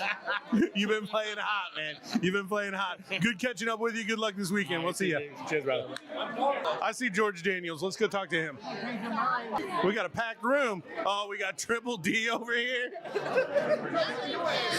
Mr. Lassie, how are you? Doing all right. Timmy, good to see you, brother. Cheers. Timmy Beckley. George Daniels. I just introduced Ram as George. Yeah, he took it on the chin. He said he was glad to be with X1. Yeah, I am. I signed up. Congratulations. New sponsorship announced today. Yeah, he just put it out today. Very cool. So how long's that been in the works? Just give us some background on like just getting sponsorships. Is that something that doesn't happen overnight, does it? No, I've been working, trying to get into sponsoring forever. So, and I finally did it. Got it across the finish line. Yeah, Now here's the real question: why didn't I get invited to the breakfast table this morning? He was busy. No, I was working. He was on his game. He was on his phone playing this game. I was working this morning. Well, hey, what's the goal this weekend? I mean, tonight's the one that everybody wants, right? I want the MVP. Okay. All right. I'm going to shoot for the MVP. This is I shouldn't say surprising because Tennessee has a lot of really good players, but like when you see Ram, you see Cheney, you see Jason Brandon, yeah, some of those guys walking in the room, like, is it stay away from me or I hope I don't get them? I want to play him. I want to play the best. It's the only way you can get better. Hey man, you want the title? You want the? Gotta go through them to get it. Yep. You want to beat the best to be the best. I love it. Good catching up with you, man. Too, cheers. Good luck this weekend. Gordon on the go. Gordon on the go. All right. Who else do we see here? No, we're not live. But we are being recorded. This is a real This is a real interview. They're calling it Gordon on the go because I keep getting stopped by everybody. So. Okay. Yeah, so you're doing good. You've got another kid now. Yeah, I've got 3 So now total. 3, Yeah. Good. But what's the goals this year? Anything on the soft tip side? Probably not. Maybe make it to the BullShooter. I've never been. That's why Joe's talked me into throwing this thing, and hopefully, maybe it's on my bucket list. But he's always been a big fan of that one. Like he was one of the ones when I was playing. He was like, if you haven't been to Chicago, you have to go to Chicago. right, not playing a soft tip dart in ever, and then he just shows up and wins the damn thing. So it's like, hey. No, that's kind of Joe, right? Like even the World Series when he qualified for that, it was kind of. He was actually watching the last one that he shot 2 years ago, and you were commentating, and he was throwing so horrible. And I was sitting there, we were sitting on the couch, and I was like, "Why are you actually reliving this, Joe?" He's a glutton for punishment, or what? I was like, "God damn, this is like freaking paint. Watching paint dry, watching you throw this match, and how in the hell you pulled it off? I don't know." I don't know, with a 3-0. Come on now. Hey, you were even like, well, I know he usually can just pull it out, and this is when he really gets the best of it, when he just knows how to get those darts out of there, and you're like, chirp, chirp, chirp. Is it probably something about a shark smelling blood or something along those lines? That's how I've always pictured him. But yeah, he did kind of eke one out there, didn't he? Yeah, he did. He kind of did. But that's Joe for you. I think everybody kind of gets paranoid too because they know that he'll just be able to bring it on at any minute. Well, yeah, when the opponent's kind of expecting it or seeing it coming. But what about you? What about the Invitational? You wanna try to play in the Women's Invitational? I don't know what that is. That's the ESPN event, but for ladies. Oh, doubt it. So I've had a couple bad years or rough years, and so I changed my stance a little bit, and I started throwing really well. I'm doing good in my singles leg this season. So I'm going to try and give it one more year and see how it goes. Jordan Dixon. Why hasn't Sandy been to Chicago before? She's not much of a soft tip player. I've tried to get her to come. She was just telling her. I said Joe was one of the guys when I was playing a lot. He's like, if you haven't been to Chicago, you have to go to Chicago. Go to Chicago. Yep. I think I've went to every one of them since. I missed one because I had a trip to England. But other than that, I went to every one of them since 2014. Yep, I remember. Like that was one thing that you always talked about. Yeah. It's the biggest darting event that you'll go to in the U.S. I think there's they get 5,000-6,000 entries over the weekend. Oh, I don't know. We'll have to. There's probably more than that with the 4 levels now. But yeah, huge. 128, 160 something dartboards. Now that sounds right because they've always got that, or they used to have the pro room down below, and I think they're moving all the boards upstairs this year. Oh yeah. So even there's 32, 64, 96 in the room, and then some out in the hall. But yeah, there's no other tournament in the country that I've been to that has that many dartboards. Yeah, you've been singing that song for as long as I've known you. So what are your goals for BullShooter this year? Obviously, the Invitational, is that definitely on your list this year? Yeah, definitely. I mean, give it a go here in the singles, see what happens. But my ultimate goal is go back to Chicago here in a couple months, right? Gotcha. Will it be you and Brandon out there? I'm not sure if he'll go or not. I'm putting you on the spot on that one, aren't I? Yeah, I'm not sure. I gotcha. So you're not even set that far out. He had to skip last year, and I played with Thomas Ball, and we snuck into the pro level somehow. That's the only event I've ever not thrown in Pro AA. Was last year in the doubles. We ended up getting second. Ironically, the Ram Guevara, who was also not in Pro AA, in the finals of the pro event in the doubles. But oh, that's weird. All you guys weren't in the Pro AA and played in the finals? Yeah. That's weird. Yeah, right? Well, it's bad enough that I snuck in, but how the hell was he? Yeah. I've never played less in a AA event until last year. And Thomas had signed us up, I think the day before we played in the AA event. And then on the last event, Sunday, maybe Monday, I forget, Thomas signed us up. Somehow we got in that, just the pro event. So. Gotcha. Well, Joe, it's good catching up with you, man. Good luck this weekend. See you, man. We got somebody talking over our interview. Oh, yeah, that's all right. Damn tournament staff trying to run things. So what's going on, man? How you been? It's been a while. Going good, man. Everything's clicking right now, it seems like. I just come back from Vegas, had a good weekend. Of course, got my gold ticket, made WDF Lakeside, and figured I'd come down here and try this out since it's close. This is only I thought it'd be like my 7th or 8th soft tip tournament, but I think I can only count 5. I think it's like my 5th, maybe my 6th. I was gonna ask because I knew every time that I thought I would see you, like you had qualified for something else somewhere else and just never made it. No. So is it on your there's some pretty big opportunities in soft tip now, especially with like the Invitational. Is that anything on your radar? Oh yeah, definitely. I want to try to get into the soft tip side also. I've done a lot of steel and I love the steel, obviously.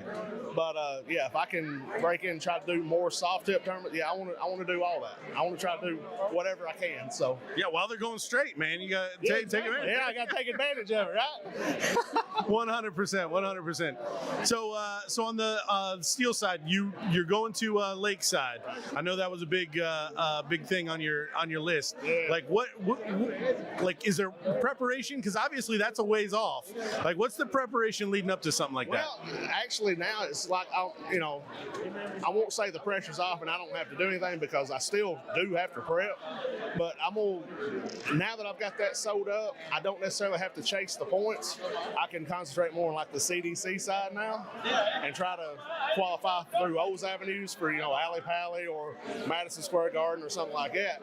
Of course, if I can, get those opportunities, then I've got my options, Of course, I would probably take the Alley Pally since I've been to Lakeside. I would probably take the Alley Pally spot 100%. But no, yeah, completely understandable. I don't think anybody would begrudge you for that. But no, I mean, with touch tunes taking over like the soft tip side, like there's just so many more opportunities on both sides because we've got like large organizations kind of backing both now. Okay, see, I'm not familiar with all that. Like I said, I just saw this event was here, and it's an hour from the house, and that's why I signed up. That's why I come down here, and I'm gonna play with Cheney. I'm playing with Cheney this weekend. So yeah, decent pickup. Yeah, not pretty good. No, that's all right. It's a decent pickup. I'll look into more because, like I said, I'm not familiar with, what all is available. I've been to Chicago once. That's one of my soft tips. But as far as anything else, I've heard of the Booyah Cup. I've watched the Booyah Cup. Never even thought about playing in something like that. But I mean, obviously, that opportunity, I'd love to try it. Anything like that. So yeah. Well, hey man, good catching up with you. Good luck this weekend. Good to see you, man. Cheers. Welcome to Gordon on the Go. I'm Gordon. Hi, are you ready to have fun this weekend? Yeah, so much fun. Why do you look terrified? Because you ambushed me. I wasn't ready for that, but now I'm ready. Okay, so then what do you want to tell the people this weekend for your expectations around the dart tournament? Can you repeat that? Your expectations this weekend, what are they? What are you going to do, girl? Do the best I know I can. Just one dart at a time. Just show people what I have and what I can do. And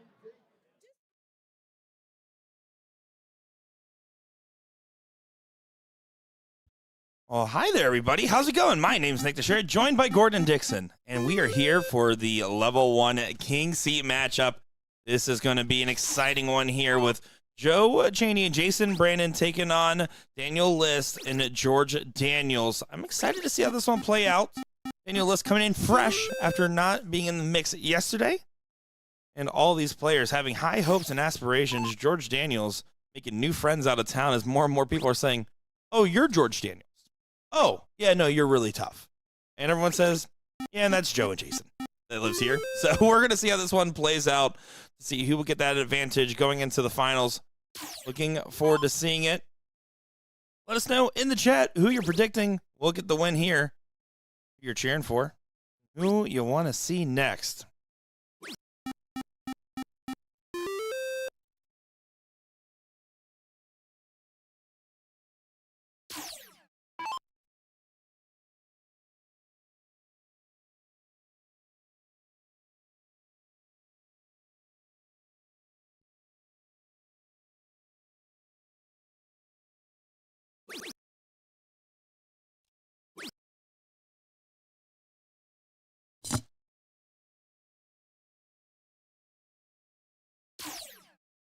Daniel here has to go ahead and find some ground on the 17s to get himself settled into place.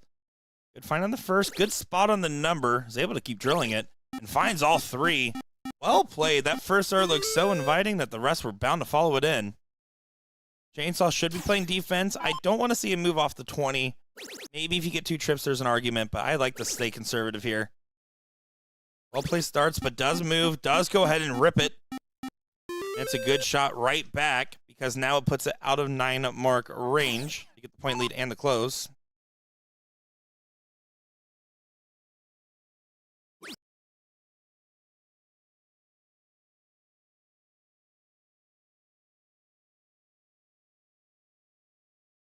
I believe Joe Cheney is booing George Daniels, if I got that correct.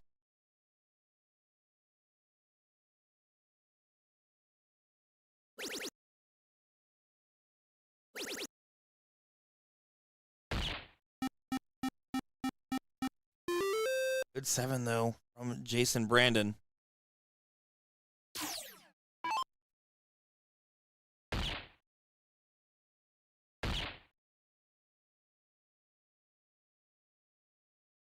Daniel just kind of has a chagrin to his face. George just not getting going, averaging just a 3.33. But as we've talked about a couple times now, all about holding throw. First leg, not nearly as important in this format either. It is a hold. So you're just going to focus on getting reset for the next. And I'm telling you, every time I see George, it feels like every other. It's really good darts, don't get me wrong. He's an excellent player. It does feel a little bit like every other. We'll see if that's the case here. 5 on the open. Always looking up to the dark gods for answers. Go. And try to punish the best source open. 619s gets you a shot at that 20. There's the 619s. Didn't even consider the move. Wanted to stay there for all 3. And Jason Brandon said, good job.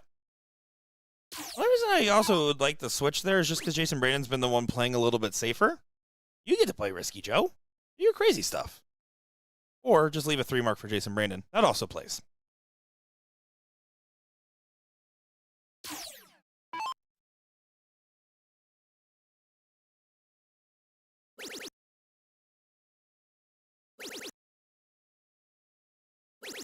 Well, back-to-back 9s says Chainsaw is fully revving up. This is a very strong position. George Daniels, nothing short of perfection here to try to keep them in the leg. Good start. Good follow. And it is perfection. Mad that it's following his 5 mark. Daniel going to be frustrated that he's not producing the darts he had in the last leg on his first visit either. 3 9 marks in this leg already. Will not be 4 on this turn. But that's what happens, though. George Daniels needed a bet to give them a chance to get back in. There's the error. Daniel List gets an opportunity to put on his hero hat. With that haircut, he should put on a hat. Just kidding, Daniel. The darts aren't. Doesn't take the hero swing. Kind of. The last one was chucked up a little different. Try to put a little extra sauce on it.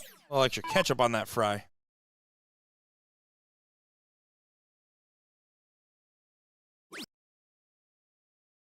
Tough dart position. Yeah, big deflection. And 1 mark from each of these gentlemen now, Joe and Jason. Means, wow, couldn't have expected that early position to kind of flip so quickly. Oh my. Oh my. And that's another big shot. Back-to-back 9s for George Daniels.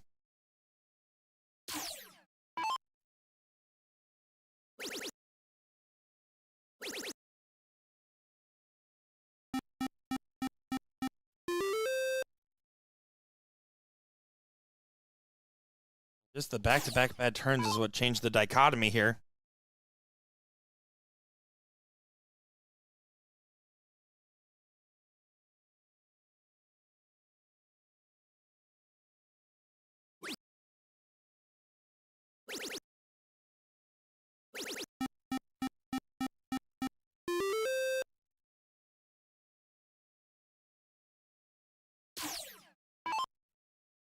Good control. Daniel does what he needs to do.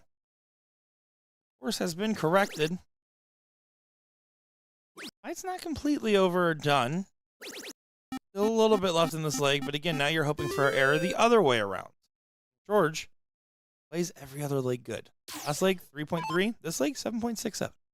Proving my point.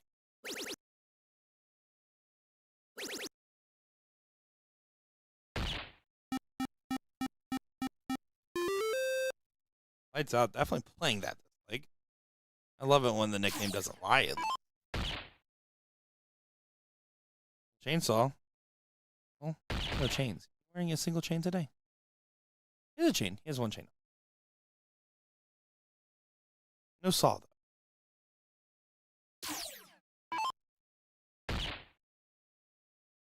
For the leg. There it is. 1-1. Definitely thought early on that was going 2-0 the way it started. That timing, very unfortunate / very fortunate, depending on which team you're asking for the back-to-back 1 marks.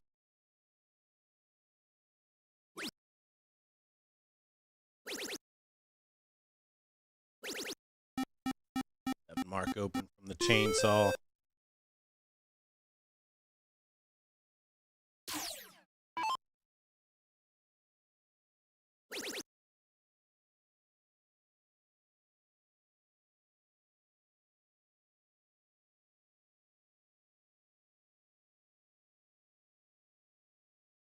Daniels, by your estimation, not going to throw well this leg. Yes. I don't know. I'm telling you, I really don't know why I believe that, but I truly do. I just think his good legs are so good statistically that it does keep him at a 5. It's a 7 and a 3.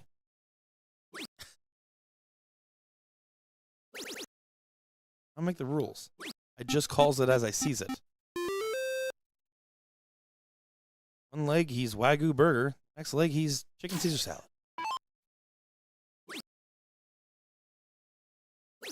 That is a 7 and a 3. Joe, continuing to be animated at the Tennessee Regional. I like it. I'm here for it. The hashtag always animate Joe.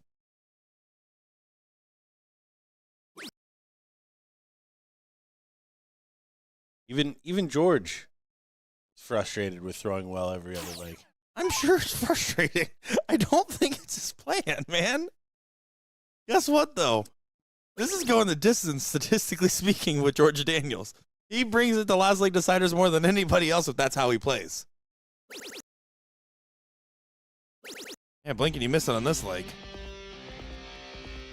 Yeah, unfortunately, for George, this is the third leg, and going to play well in the fourth, and then lose the decider. Which is why he always has to win the cork. So important for him and his play style, right? So important. His play style. All the love, George.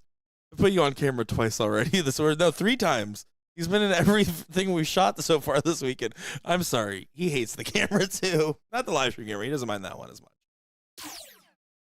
He definitely hated Gordon on the go. I put him on the spot. Big jerk.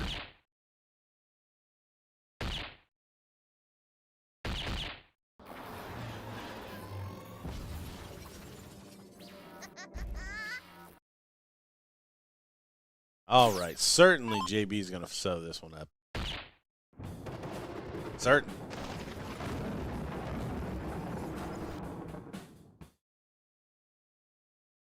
Yeah, 2-1 lead. George going to start off with a 7 or more. I'm betting the house on this. Like, this is like the parlay I'm putting together, you know, or like a same game parlay on George Daniels. Oh, that's looking sketchier. Maybe not. Oh. This is where I hit the cash out button too early and I regret it. By the way, if you're curious how this analogy continues. The reason I stopped sports gambling 3 years ago. What was your sport? It was only darts and table tennis at 3 a.m. Who was the hottest table tennis player? Whichever one had the better odds. Just bet favorites. I didn't say I was good at it. Said I did it, Gordon.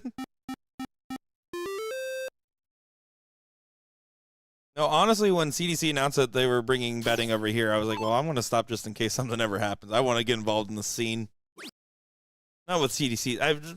In general, just, all right, let's get away from it a little bit here. Instead, I just sell my secrets on the internet. Kidding. Lights out. Needs to get the lights on. Wrong side of the dart again. Oh, no. He's treating this like leg 5. Comes the chainsaw. Those the 20s. Back to oh. There's all shucks at the end of that one.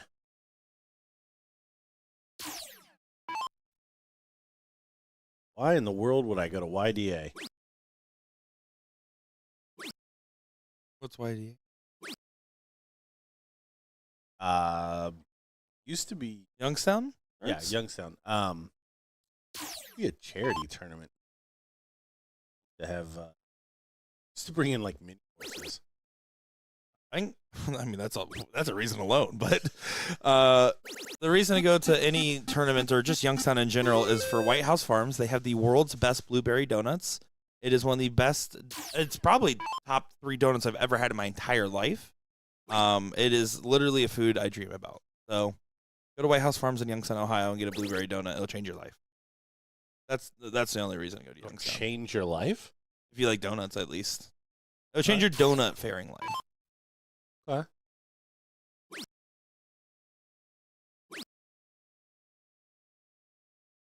Oh, the chainsaw misses again on the 18.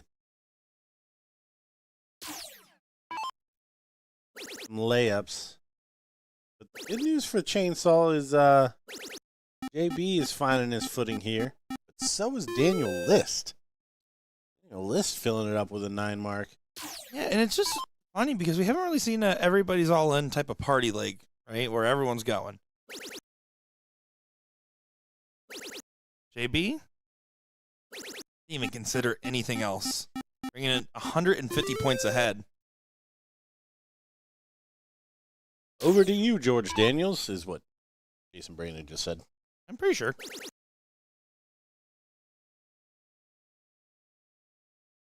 think I hit the cash out early. George frustrated. This might be the end of that run on the winner side of the bracket, at least for now.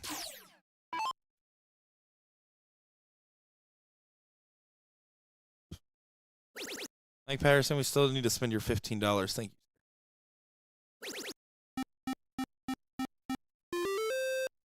Forgot about that. Yeah, I got $15 in my wallet for us to split. $7.50 of whatever you like, baby girl.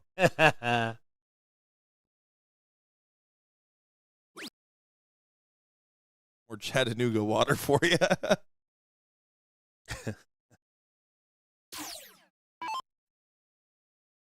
A cleanup job on aisle 15. This will be said and done here in just a second's time. Pole position. And Big G, Little D, not going to be too happy with it.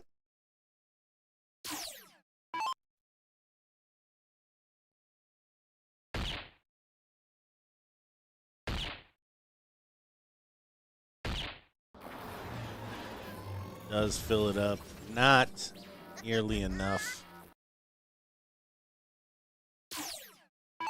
The Tenetians. Any sort of danger here. Double? No, only a single. 168 points down. We see another 3 in the black. We will not.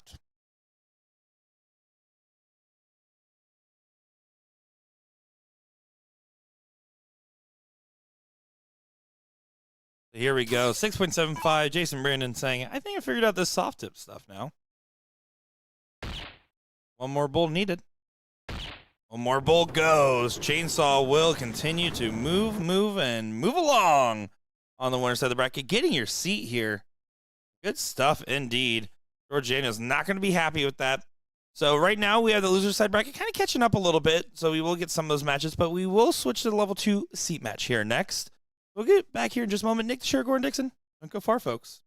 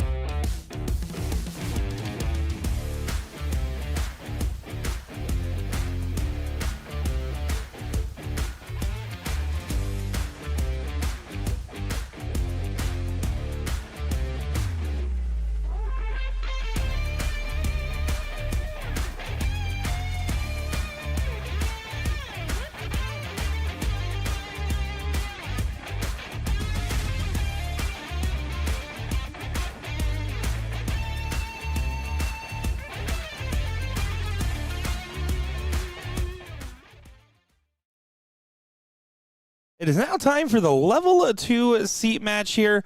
Looking forward to getting into a different division of play. It is going to just be best of 3 all cricket. My name is Nick DeSher, joined by Gordon Dixon, and I'm excited to see how things going in level 2. Yeah, for sure. Not familiar with these guys by sight, but certainly interested. I mean, level 2. Did we talk about their? Where was the cutoff today? We did say at the very beginning, but I have now since forgotten. So let's find out together, Gordon. What do you say? Sounds good. So level 1 cutoff right at around similar to yesterday, 3.5. And level 2 to level 3 cutoff right at a 2.85. And again, that's both players added together, divided by 2. Correct. To come up with that. Got level 1 in the 7/8 spot.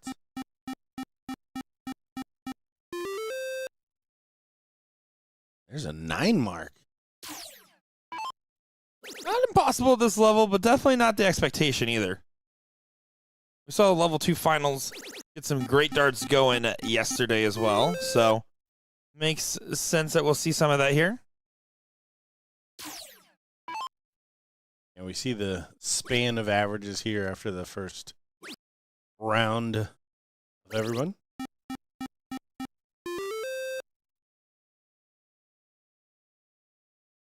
I also don't recognize any of these fellows from level 2 yesterday either.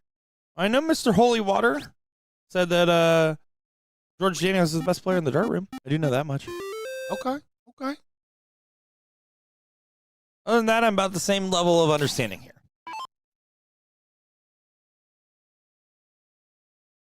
And this guy is the best hair of the group. MC crushing it, personally. Oh, that's legit. Like, I found, I'm not gonna lie, I was going through because we're cleaning out the arachnid office, and I found from like 1990 to 2008, like every single copy of the magazines that we have. And I just started flipping through some random pages. Let me tell you, the further back you go, the more hairstyles like that existed. It was awesome. Oh no, that and that's wrapped all the way back around. I mean, that's high fashion today. Absolutely. It's like every 20 years it recycles around the other direction. Is that how it works? I can't wait. We're about 10 years away from silly bands making a comeback, and I'm excited for it. Are you a big holder of silly bands? Yeah, I'm funded by Big Band for sure.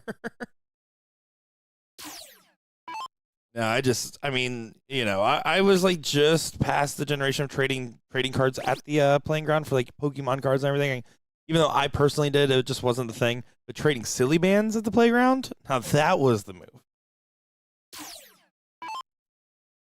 Beans and Mighty Beans. I remember Mighty Beans was a popular in my local school. It was definitely not as big everywhere else, but Mighty Beans was sick with it.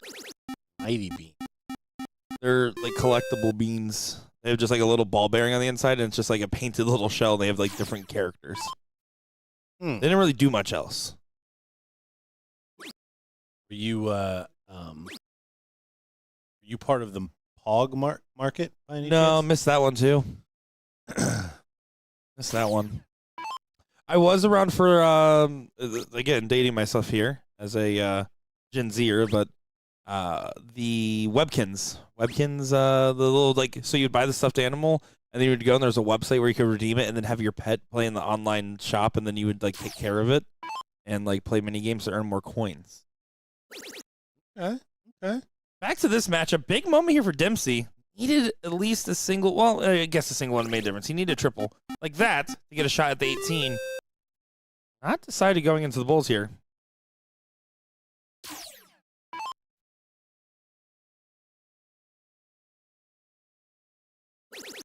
Little hop there. Look down. He doesn't find it. So here we go. Opportunity.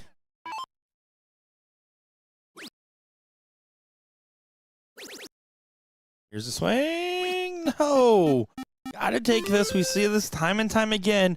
If you're on the 15s and your opponent's on literally anything else and you have the point lead, if you have an opportunity with one dart in hand to make it a 4-3 point lead or bull lead, even 3-4, I mean, it's worth it every single time. And the punishment's here. Should have been a bull. Pit bull. In the name.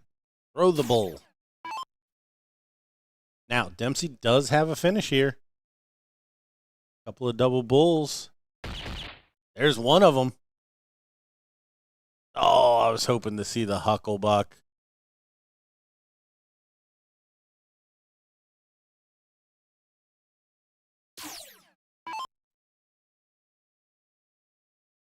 A little confusion of some kinds.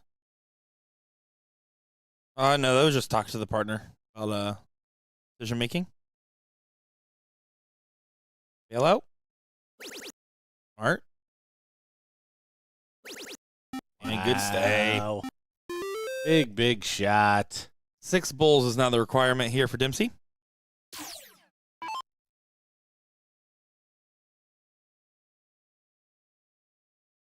Big Worthy, that is correct. I'm Ryan Mooneyham, and that is Nick DeShera. And back to the match, folks.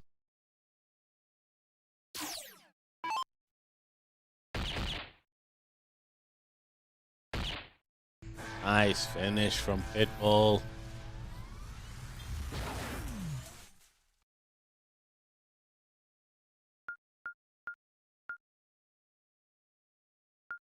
Here we go. Bulls cornered up 1-0 in this matchup.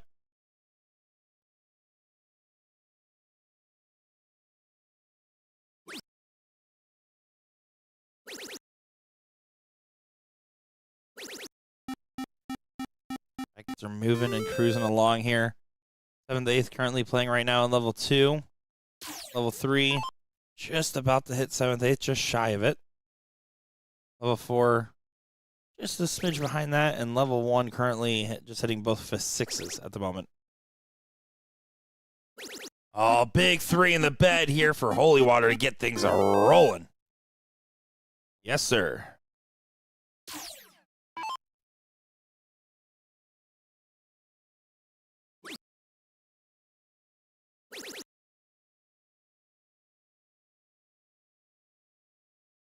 Nice 4 mark.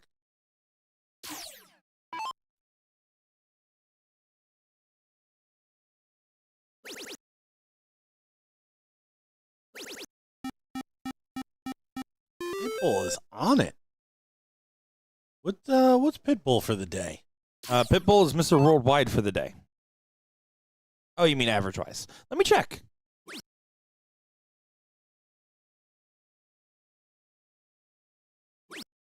I guess I should figure out his actual name.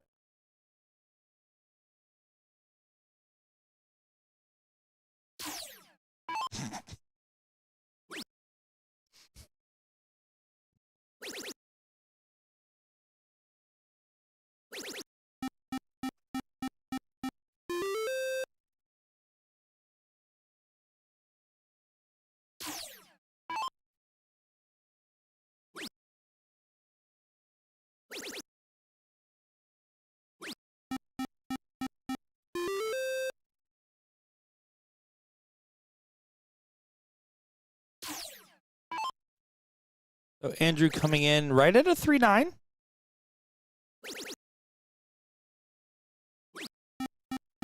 Playing well with it. Absolutely. One going all one direction here. She don't know she's beautiful.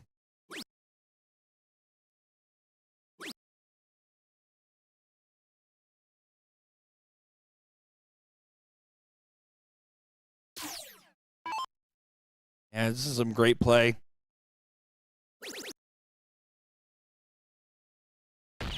The big smile. Mad the double ball doesn't go. That's how you know you're feeling good.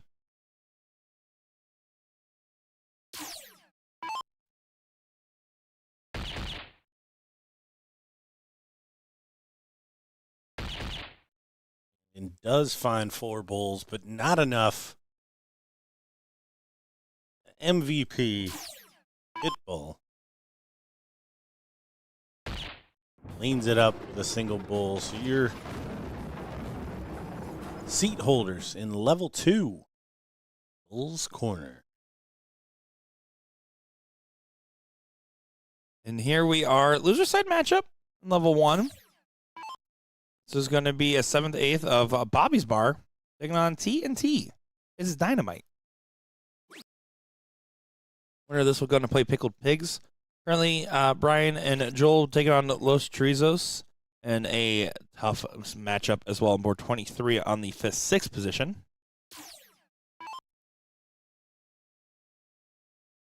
Level 2 continue to play on out. Again, bracket's pretty much an identical position. Level 3, we did throw up just in case the match gets over there. That level 3 seat match as well, just to keep things rolling on our stream boards. We will prioritize this matchup right here in front of your faces. Iggy.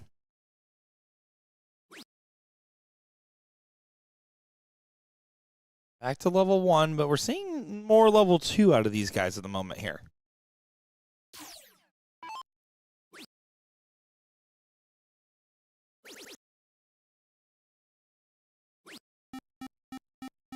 Bagley finding a 5 mark.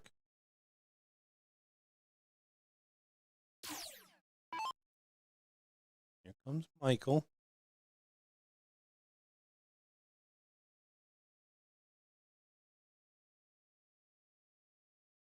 James would like directions on how to see the brackets. Well, boy, oh boy, have I been waiting for you to ask, James.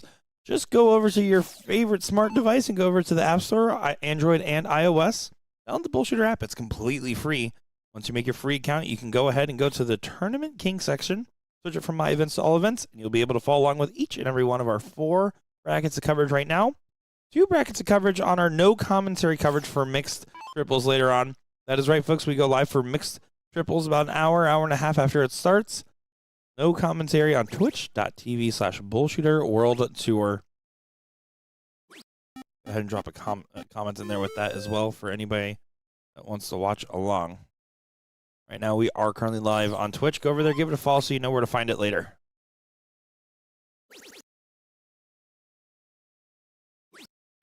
I didn't agree to my likeness being on Twitch. Yeah, you did. Oh, did I? You did not read your SOW very well. Just gonna say.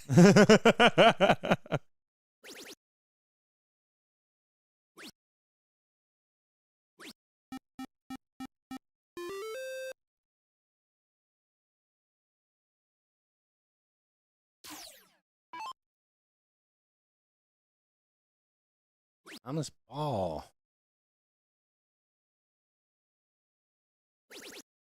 Grabbing 76 points.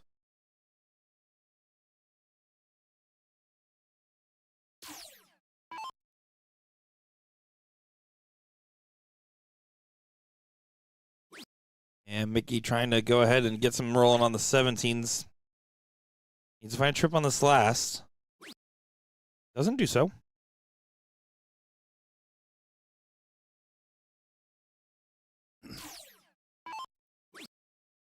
Is it Eldridge? Is that Mickey's last name?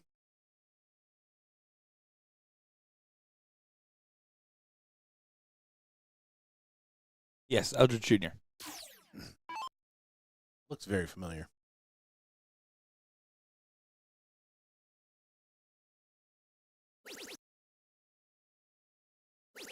Oh, a couple of triples. Does he swing? Does not. Thomas coming back to the board. Need at least 4 19s. Got those. Kyle's in 7.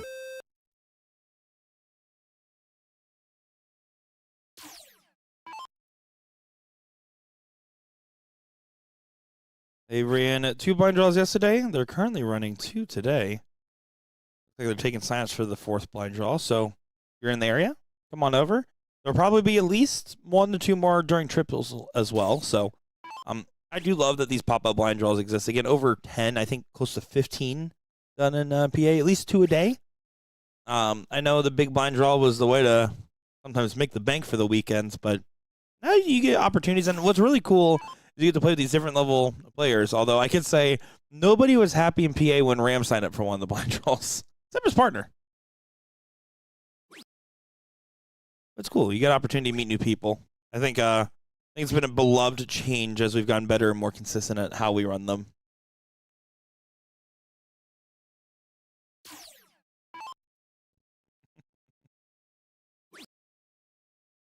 Another 17.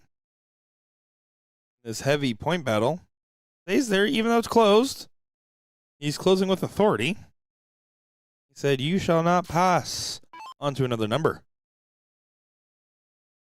Everybody getting a little giggle out of that one. That's all you can do, right?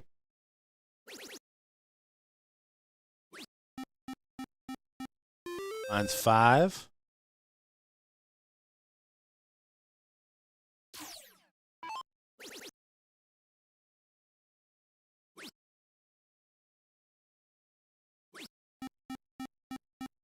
And he follows with 5.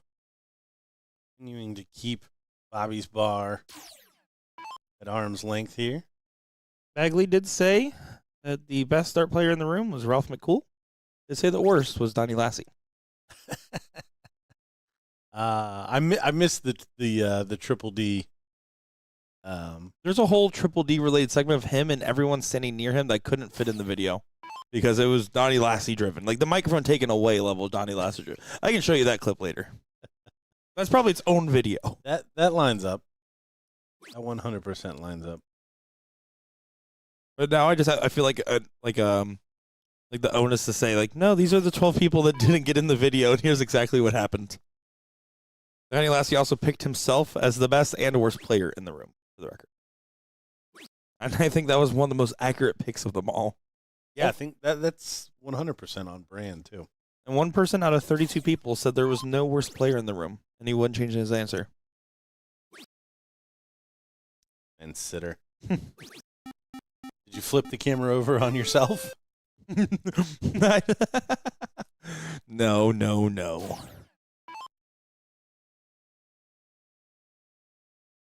Well, Francis McCool is the funnest partner. I mean, that's a claim.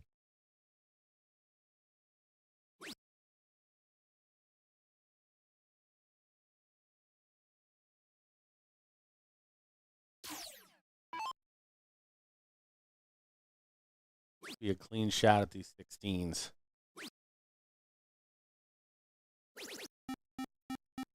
Power close.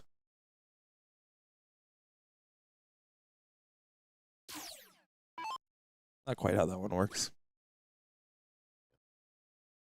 Front one.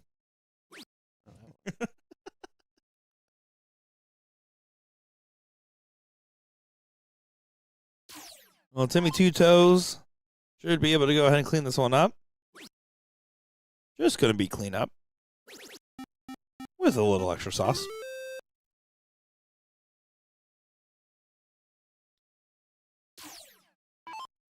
One looking like it's going the way of TNT.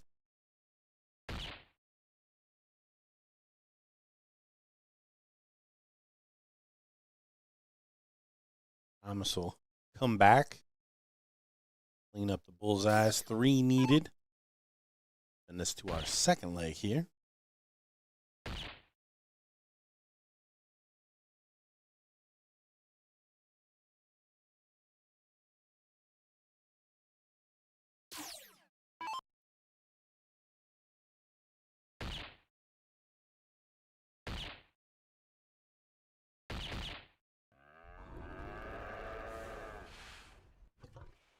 Chris asking what the cutoff were for the levels.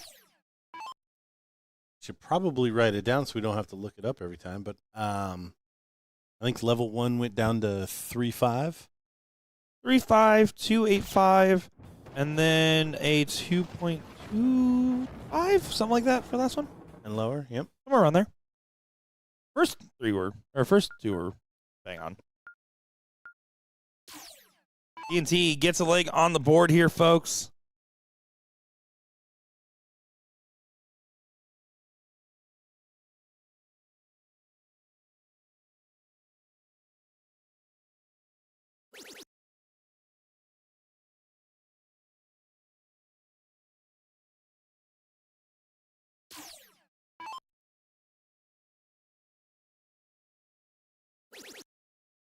Timmy, you take the swing. He's looking, and he does hit it.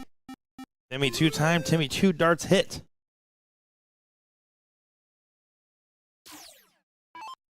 Bagley, a savvy veteran of the game. I think that's a fair assessment for most of these guys in this matchup. No offense. I feel like savvy veteran's one of the most backhanded compliments in darts. I think it's like anything. It's the tone, right? Mm-hmm.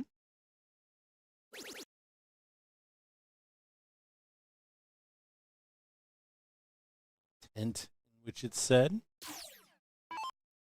Bob saying Ram's the apex predator in the room. A Ninosaurus Rex. He has had 2 of them get to 8 now on the tour. We are still over under 0.5 for the season. And we're at the 8th stop has not happened yet. So Ram did hit it, the 9-darter at the last stop of the regional portion of the 39th tour. Entirely possible that they're saving the best for last for Wisconsin.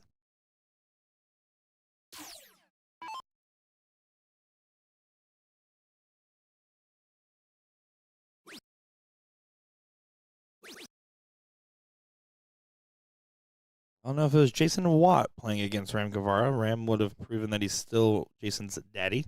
Would have hit it. Thomas looking to grab another number. Down in points. For some reason, I thought he was looking up. Here comes Mickey. Trying to establish a little bit better foothold in this leg. We are in the losers bracket, so this is 2 out of 3. He needs to stay straight no matter what he does, and he blanks. You see the despondent cheer there.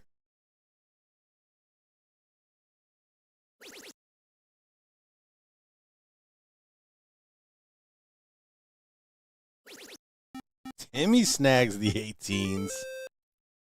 How about that? 51-point deficit now.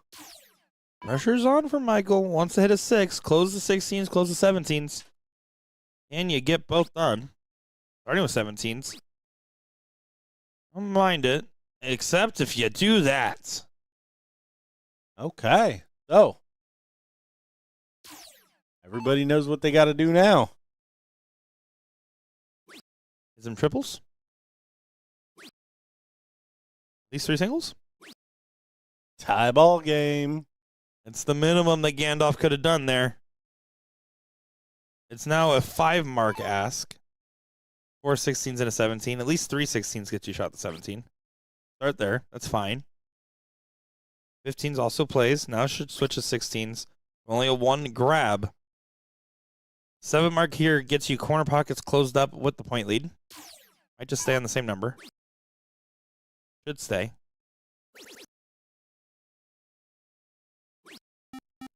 Does stay.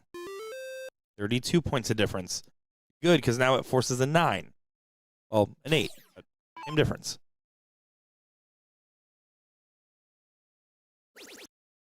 Well. Oh. Thought it was on. Does snag 7.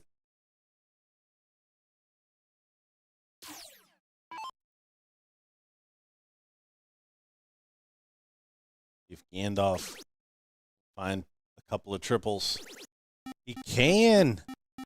68-point deficit. Even better position to be up by. Means that you're staying on the 15s for all 3 now.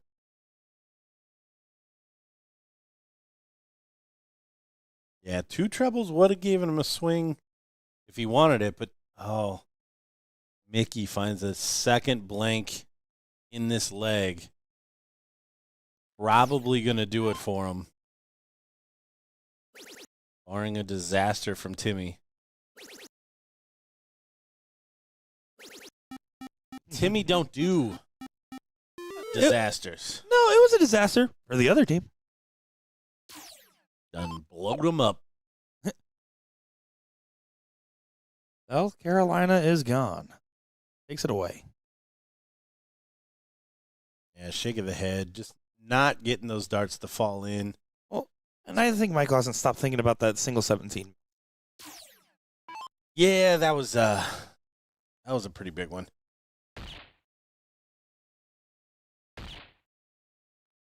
Another bowl. There it is. Your winners here, TNT, Bobby's Bar, out of level 1. You're going to take a spin over here to board number 24. 25. 25. Currently 1-0 in this seat match here for level 3 that we're looking at. So for context, Dilligaff up 1-0 against S&S Interiors, not sponsored. Dilligaff being Brian Williamson and Patrick Gallagher, taking on Willie Scarborough, no relation, and Jeremy Casey.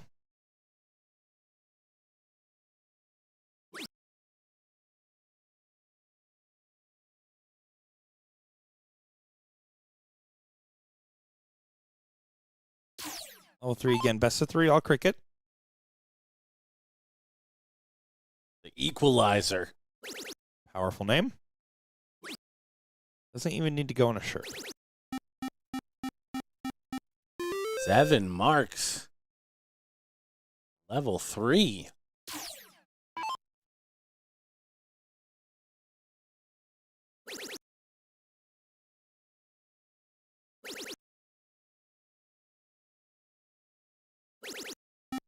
And a 9-mark follow in level 3.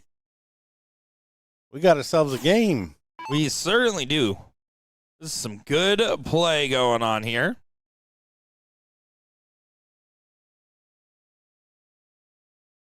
Level 2, cruising along. Level 3, cruising along. Level 4, almost cruising along. Level 1, definitely cruising along. Folks, I would estimate we have about 2-ish hours left in our main coverage here. We should be finishing right around 4 o'clock Eastern. Around 6 o'clock Eastern is when that mixed triples live stream will go.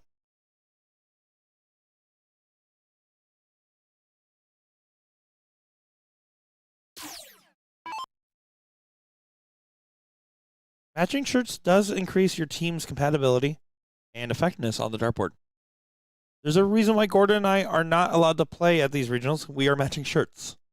It would just not be fair. All 3 days.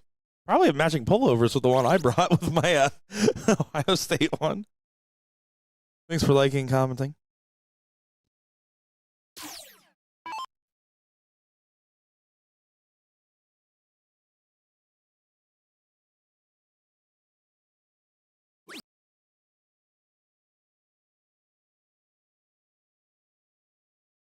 Single mark. Here comes Show Enough.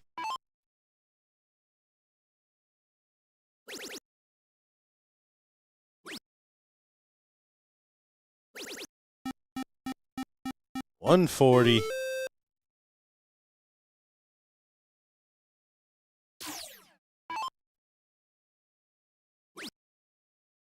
Pat struggling here. And into the shot. 1.5 raises that to a 2.67 with a 5 mark.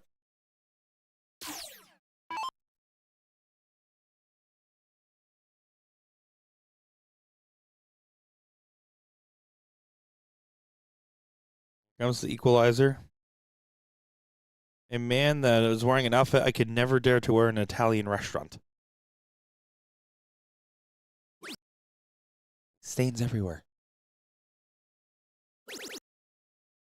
It's the 777. Is this leg one? Leg 2. Billy Gaff won the first leg.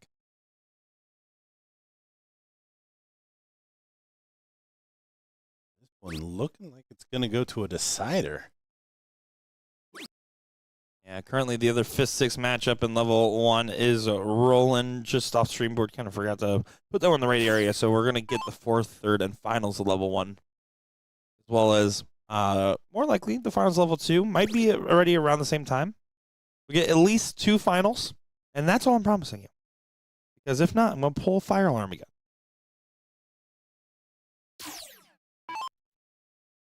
Okay, thanks.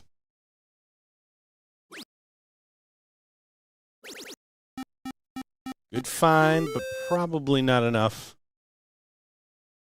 Equalizer stepping up here. 15s and 3 bulls. Close it out. Up 4 numbers, so not a lot of danger.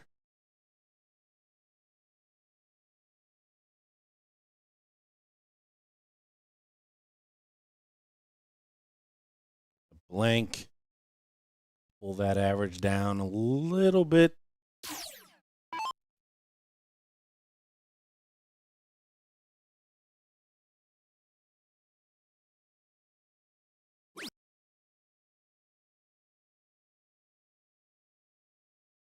Yeah, frustrating there. Show enough. Try to show his best.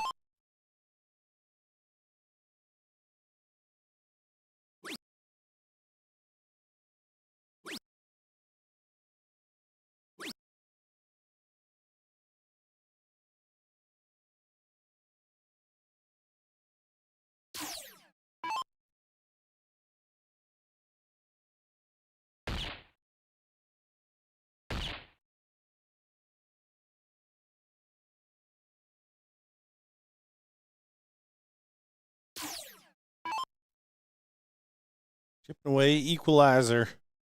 3 bulls. Send this to a decider. This is the king seat match for level 3. That is correct. Find a double bull. Not enough to worry too much.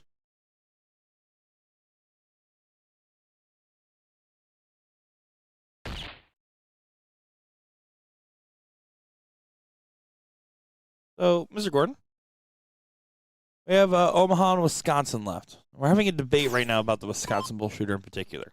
Okay.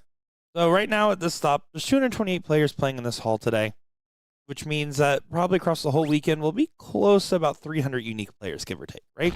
Give or take. We are going to the last league decider, and look at the celebration in the background, by the way. I know. I just do love that. Yeah, no, that made me super more excited too. It was a single bull. Super more excited. There's an over-under bet between LJ and I. We're still setting the stakes of 325 unique players at the Wisconsin Regional. You taking the over or the under, and why? 325 unique players across the weekend. At the Wisconsin, where in Wisconsin? It's third event, so like a couple like 20 minutes outside of Milwaukee. I mean, that should be a no-brainer over, right? That's what I put the over. I mean, I'm jamming the over. It's Wisconsin. Like, death taxes and people in Wisconsin plays soft-tip darts. Yeah, that's what I'm thinking. OJ says that he's not sure, and the tournament team says they're not sure. They said that they don't know if Wisconsinites are going to show up. And I said, this is my favorite. she is loving it. Clapping it up.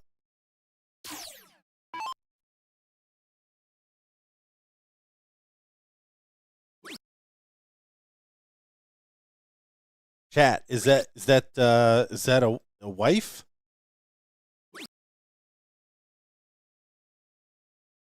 I mean, they have matching jerseys, so that has to be worth something. Yeah, no, I mean they're going to be a danger in mixed doubles tomorrow, for sure. Heck, with the energy right here, I would drop my partner and play doubles 01 together too. No offense to the partner's performance, just the energy. She is so into it. I love she's rooting on both. Okay, here comes Pat.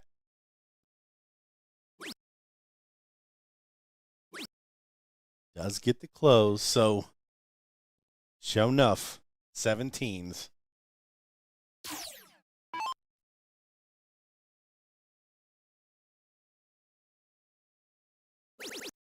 Does find a triple. No, why? Don't do that.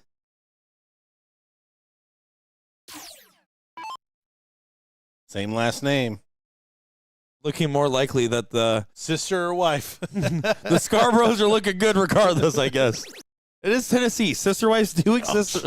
Just kidding. Just kidding. Wow. We took everything so seriously around here.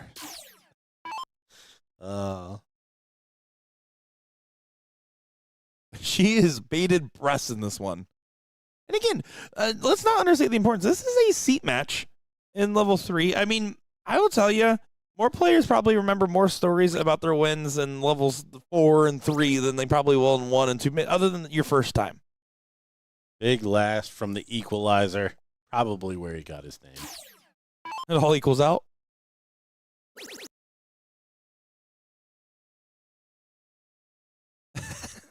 She's not breathing. I think she's turning purple. All right, back up.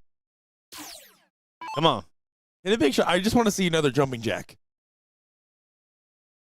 David Thomas confirms wife, and she is the best. Look at her pumping it up. Oh, we're back to jumping, ringing the bell. Eight pumping.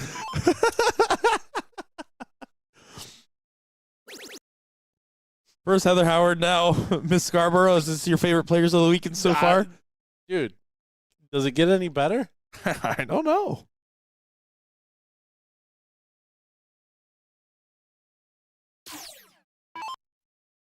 All right, 17 takes the lead by a point.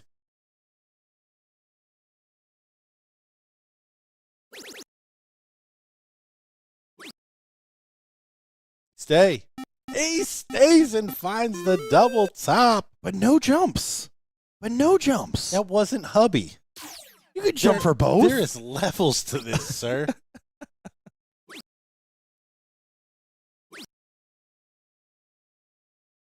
Solid 16s. Only up a point. Discipline says stay on the 17 so you hit at least 4. Discipline. Looking. No, he's not. Good discipline. Oh, I don't hate it. We're still ringing the bell back there. We're still ringing the bell. Ain't nothing going to get her down.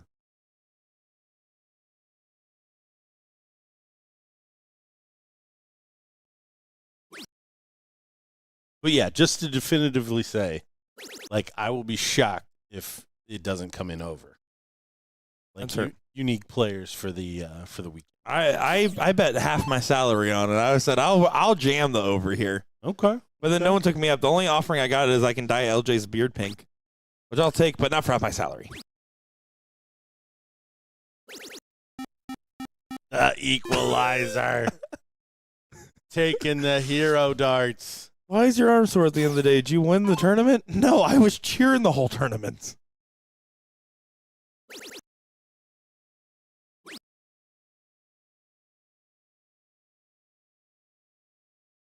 All right, here he comes.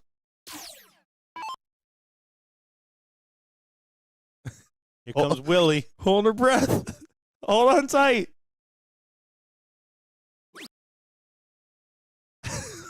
Yes. Yes, 3 singles. Yes, King. Come on. This is why I love switching levels, man. I love seeing everything that's going on. I'm with Jacob. Like if you're rooting for Dilligaff right now, like what are you doing?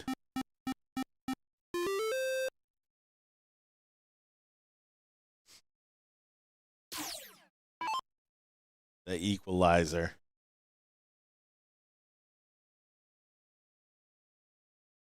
Come up big again. Eads on that treble 17. Oh, what a good dart, but what a bad spot. What a good find on the last.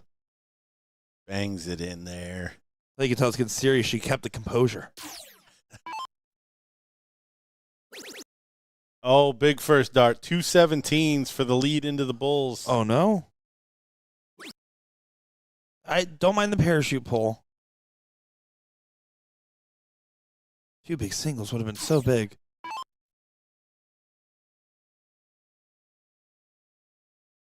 Come on, Willie. Oh. Not even the minimum. Should be 2 17s on the play now. It was right there. Yes.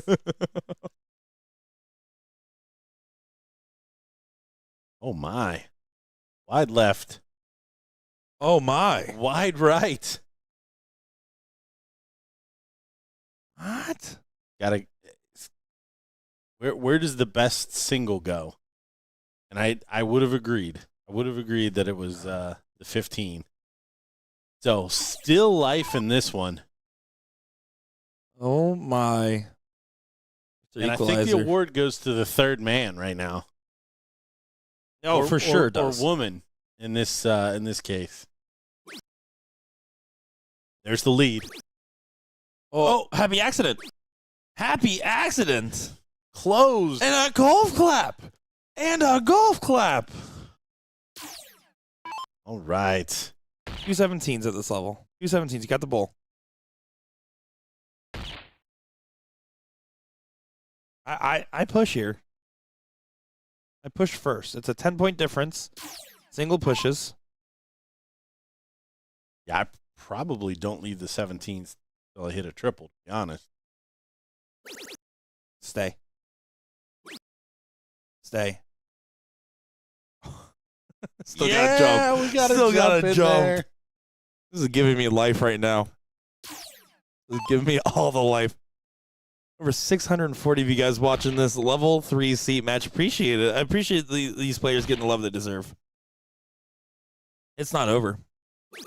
It's not over. Oh, my goodness. It's 3-3 on the Bulls. The equalizer needs to find a hat trick. The best man on the board. By the average, he's got this. But does he got this? Oh, no. Oh, no. Got to give him at least one. Oh, no. Oh, it doesn't happen. Those were not very convincing darts for the man that was leading the pack. Here comes Pat. Oh, it's in. There it is. Polishes it off. Wow. Dilligan. Wow. Taking it home. King seat holders. We've got a chance for a rematch. You know, I want to say we're going to cover level 1 finals for sure. If there was my choice for a second final we would cover is if that team makes it back. I'm here for third man all day. Miss Scarborough, you were the life of the party there. Whitney, there's a name. The best chat in the business helping us out. Well, right here, folks, we will just go ahead and leave it on the overhead cam over here, as this is the leg 2 of the 5th or 6th matchup. We'll come back here with the 4th place match of level 1 next.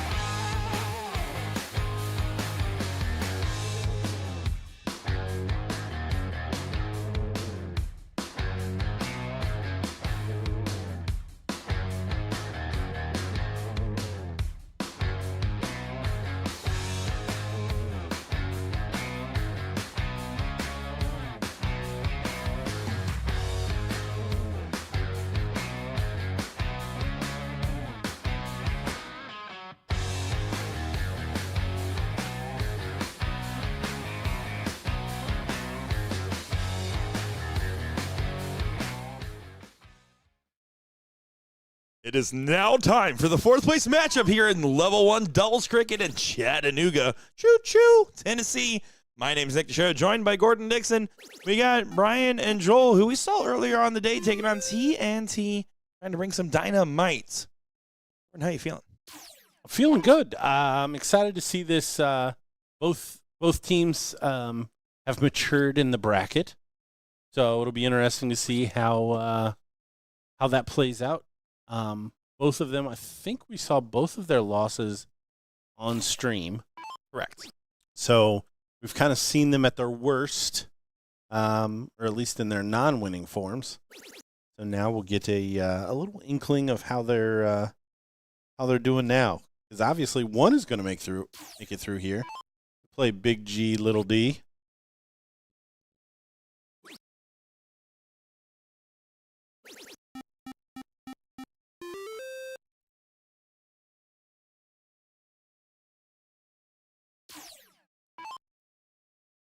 We'll see how this one continues to develop. I think overall, Brian and Joel on paper are going to be my statistical favorite. But we saw some moments of inspiration from Bagley and Gandalf, so I won't rule them out. It is a best of 3, and anything can happen in a best of 3. Yeah, completely agree. I think Joel and Brian, from what we've seen, has the higher opportunity. But I mean, Timmy and Thomas can both play, so you can't rule them out for 2 good legs.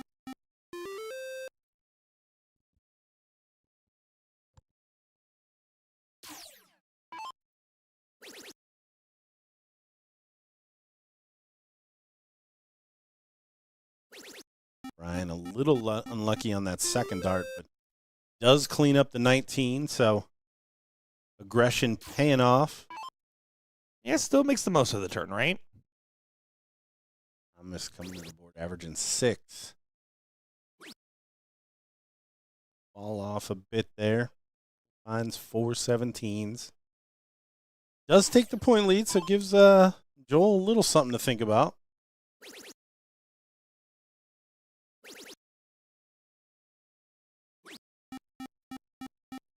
Yeah, I think Joel needed a little. There was a little morning itis going on, I think, after the long nights. We're going to see a little bit more settled, a little bit more top gear. Wow, if you're up all night pulling the fire alarm. He said, It's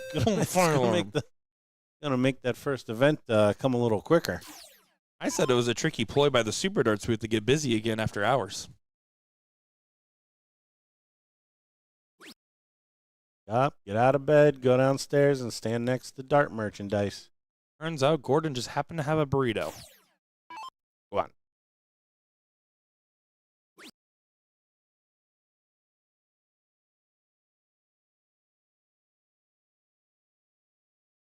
Shifting up down the line.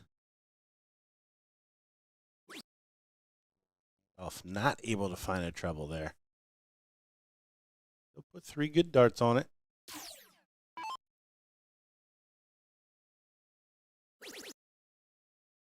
Joel finding those 18s easy right now. Looking down. Don't love the shot selection, though, after the first. Should have just grabbed the 2 singles, take the insurance policy. Don't give Bagley an opportunity. Yeah, because it's only a 5 mark. He's electing not to swing till the last start. Yeah, I don't like that. If you're going to swing, you got to swing with your last 2. Because if you needed 3, then maybe. Yeah, they both made the same error. Brian. 2 big trebles after that. Yeah, big punishment to TNT. See the nod from Thomas. Not just an extra 108 points that wouldn't have been gathered. I mean, it would have been less no matter what happened.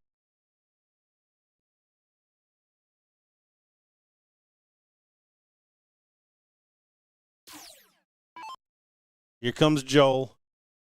83-point lead this time. Still finding triple 18s for free. They're just giving them out to anybody, aren't they? In fairness, just Joel's and Brian's right now. Timmy and Thomas's not so much on the free 18s.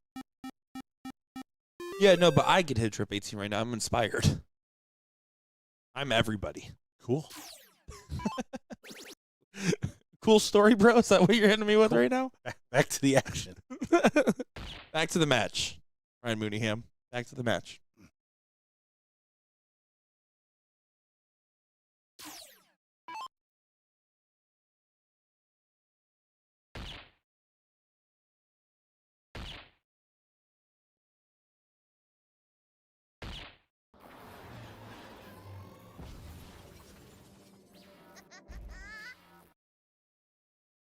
The woman, the myth, the legend, back behind there. Heather Howard, 7-0. Heather Howard. Previous Indomitable Gordon Dixon Facebook friend. You know, there's at least Heather a couple Howard? people that probably can claim previous Gordon Dixon Facebook friend as a title. Not an exclusive one. Well, I would say there's probably a lot. There's just not a lot that that I know. I could get a list together. I have an algorithm for that. You have an Very- algorithm for that? Yeah, I'm very self-conscious. I see who follows me. Nuh-uh. There actually is a service that does it. I don't actually check that for the record. At least it exists for Instagram, which implies that it should exist for Facebook. Interesting. It's like an unfollow report thing where like it scans every day and then cross-references your follow list. Like, how far back will it go? I think it's like once you start it, it does it going forward. I don't think it can backdate. Oh, so if you're about to say some crazy nonsense, you're like, I need to see what kind of impact this has. For the record, I've never used these services myself, but I have heard about them from reliable friends. I heard about it from a friend, okay? David Thomas putting in his vote for Joel for MVP this weekend, which honestly, he's in the running. A second place in singles. Ram isn't going to finish in the top 4. Yeah, no, 5th, 6th finish. We saw this in PA. Ram winning singles, but then Porterfield doing quite well in both the doubles and mixed events. That's what the difference maker was to get the points back. Joel makes a finals appearance here. It starts to get really interesting. If he does better in triples, it's even more interesting, right? We will get a math update for you guys tomorrow for the final day of coverage here.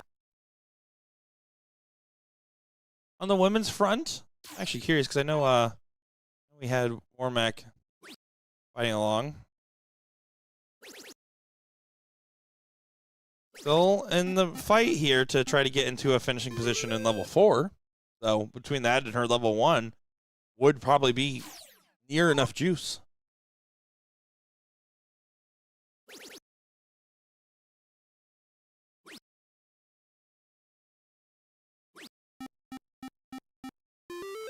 Level 2 currently also in the 4th place match, by the way. Level 3 almost done with their 5th, 6th. Heading into their 4th. Level 4 playing both 7th and 8th right now. So I would predict we have about an hour and a half left of coverage here on our main coverage. Maybe 2 hours tops. Should be done just before we start getting ready for triples. In 6 o'clock Eastern time, give or take, we'll be live on twitch.tv/Arachnid360. We are live there right now. Follow it. If you want no commentary coverage of triples, this is where it happens. Completely free. You don't even need to make an account, but you should so you can follow it over there.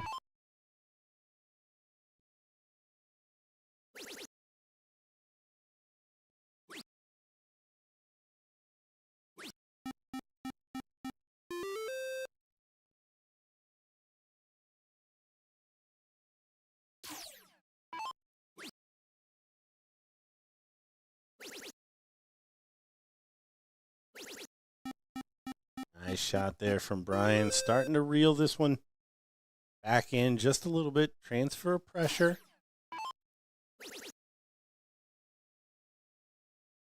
Oh, misses the single 16. Not very good board management there from Timmy. That second dart should have been right in the middle of that big fat 16. That's the way the third dart was. They're all continuing to have the dominant form on the board.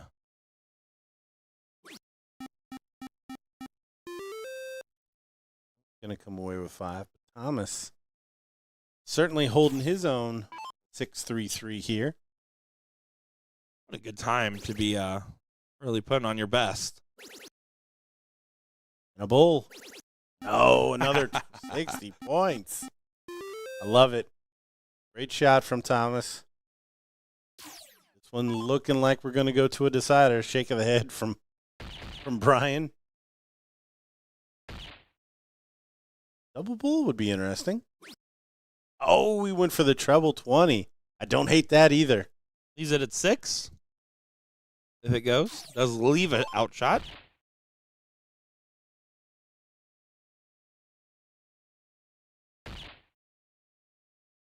Now, if Stockdale goes up and hits 6 bulls, right? He's going to point partner. There's 2 of them. Do it. Oh, I wanted to say there's 4 of them. There is 4 of them. There is not 6.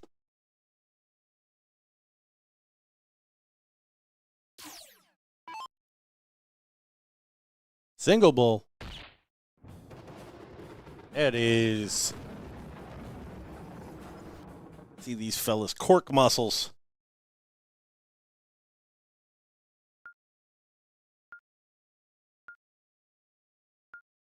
So, when you flex your cork muscles, hit the middle better.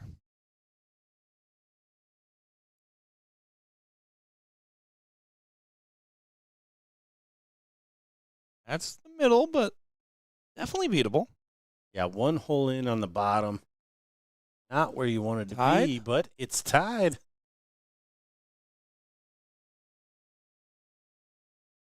Blue flights. Roll. Oh, what a dart. And the flights cross. So you should go from like a right-facing angle. Or try to drop it. Try to drop it into place.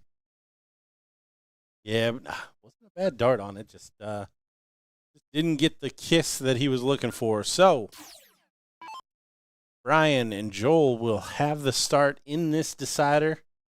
E&T looking to break throw here. Their chances alive. Level 1 cricket title.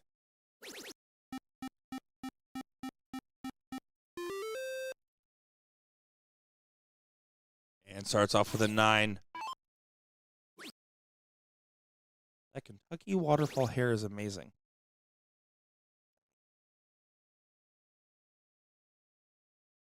Oh, like flows? Call that a skullet. Because you really don't have much business in the front. Just got the party out back. Well, Gandalf was very impressive in that last leg, averaging right at a 7. Don't need to do that here. Well, he took it literally. Okay. Kind of chipped back in. Keyword's kinda. If Joel follows with the first start trip. Yeah, this is tough. That's tougher. Oh. Just on the outside. But not taking any risks. It's a last leg decider to get into the 3rd place match and into a placking position.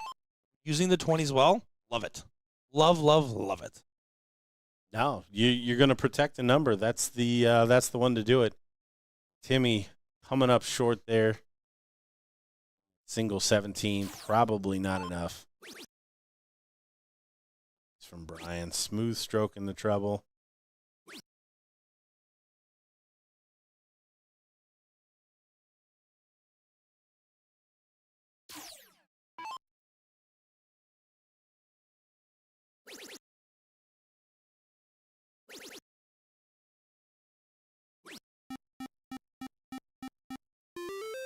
Thomas, not much to be ashamed of here.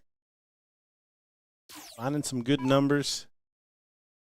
A bad time for Timmy to be struggling a little bit.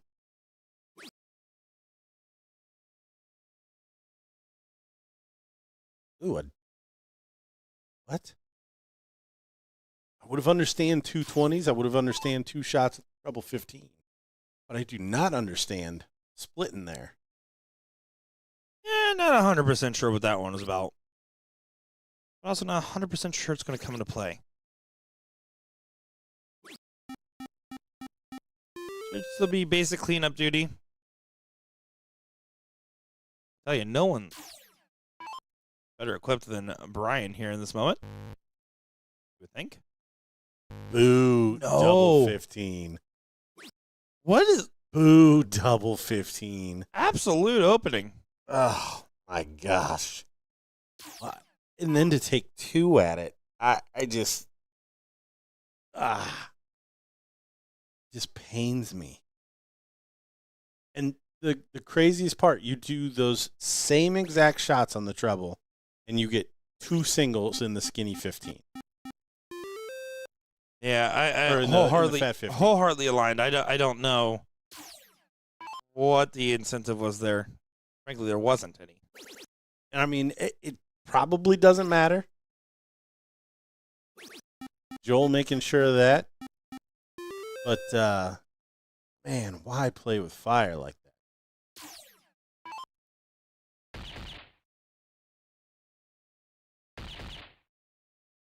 6 bulls? Oh, we're looking for time number 3 for this to happen. Like, oh.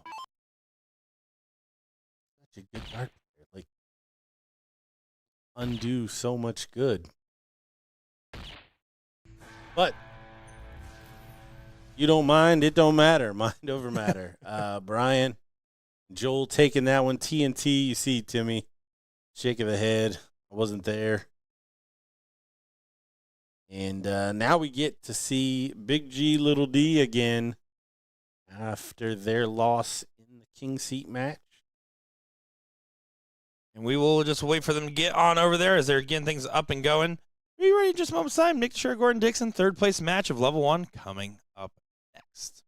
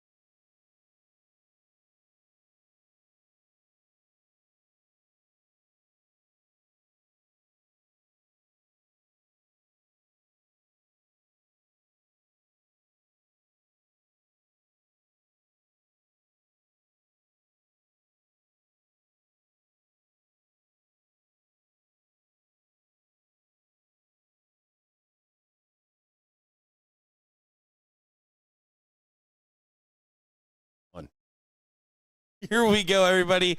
It is time for the finals of Level 1 doubles cricket. It's Chainsaw taking on Brian and Joel.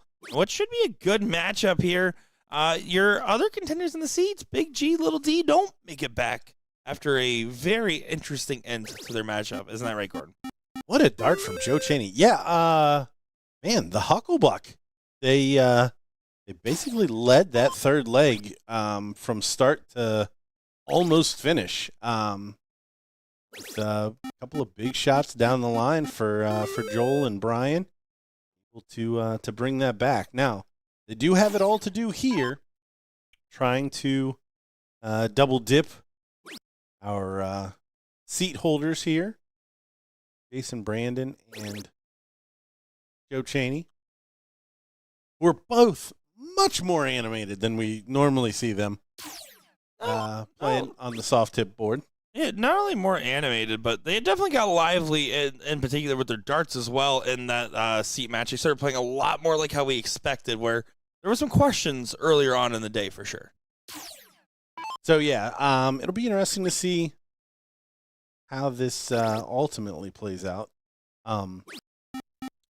Joe Cheney used to play with Timmy Bagley, who we also saw on TNT a lot. And their cricket game was very point heavy, which lends itself to kind of a soft tip style game. And we started to see that with him and JB. Both obviously a lot of experience, so have to imagine that this break is not going to hurt them. And from the averages, it looks like they're both coming out firing. Brian's the one that may need a little nudge here. Well, and they're also the type of team, I expect Jason Brandon and Joe Cheney to honestly use their seat time well, right? Get a little bit of darts in, not overextend it, not too much liquid encouragement. Like, they're going to take advantage of it. They're savvy veterans and class professionals. There is a team that is showing the right signs to do something. I mean, again, this is not the same Joel that we saw earlier today. He is woken back up. He's playing strong darts. Brian has done a good job driving the boat when he needs to, but otherwise has just been kind of keeping it in a more steady gear. It'll be interesting.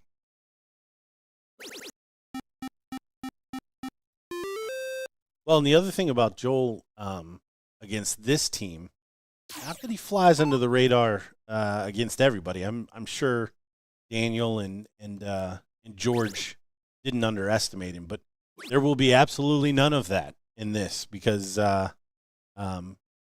Jason and Cheney are well aware of the capabilities of these two men. Certainly the case. And Joel, aware of his own capabilities, I asked him who the best player was in the room, and he said, probably right now Ram, but on most days I feel like I could be. Good answer is what I said.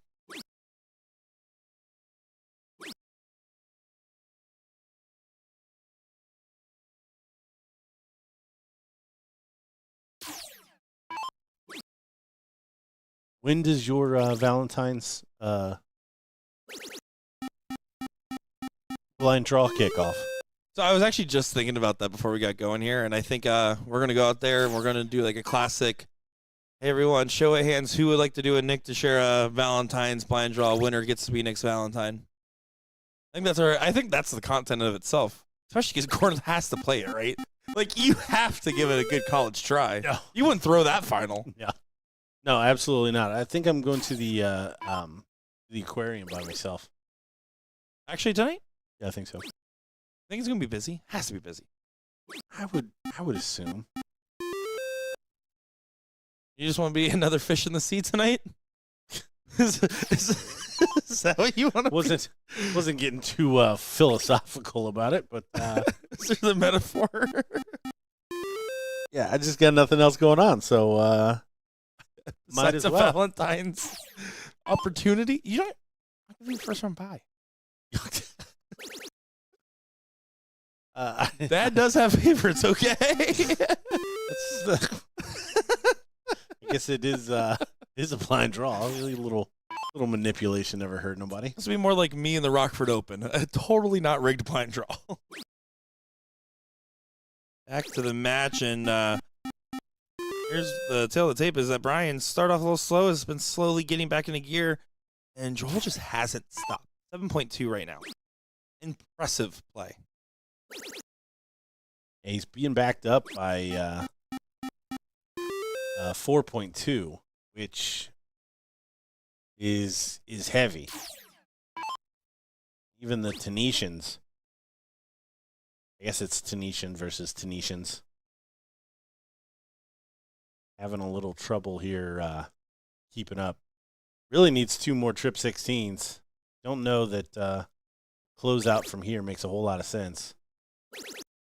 That's what he does. He finds the 2 more.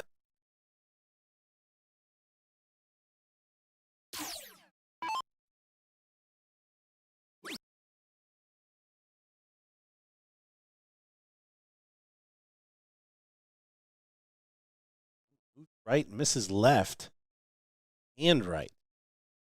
So big opportunity here for Jason Brandon. Coming to the board with the lead. How aggressive he wants to play this.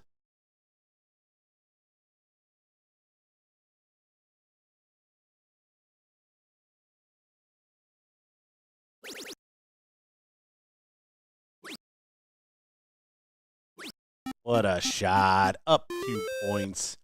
Headed into the bullseyes.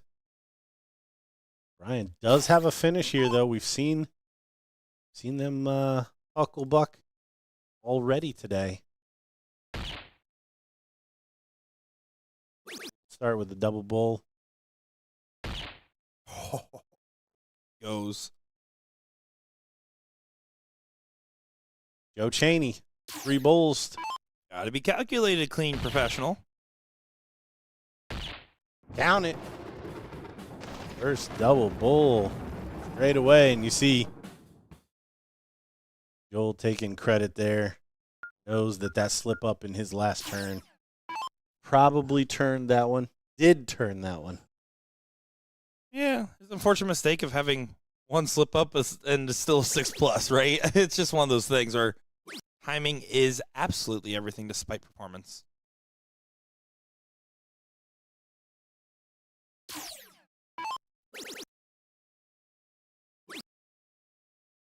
Up.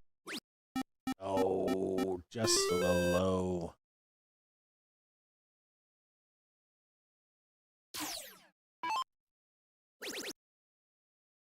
Scroggins back there. My favorite Tenetians as Brian fills it up. Niner. Betty and Arden.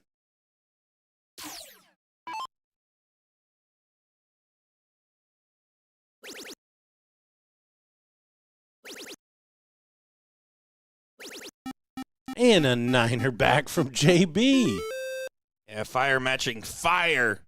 Cannons are going off. There's Joel. Here comes a 9. Almost. Finds a 7.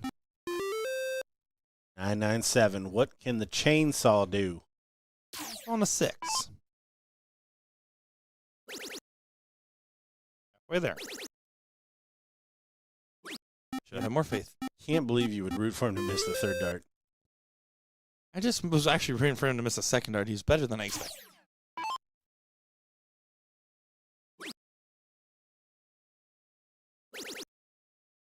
Shuts it down. What a shot. Brian Langley. Running, running, running.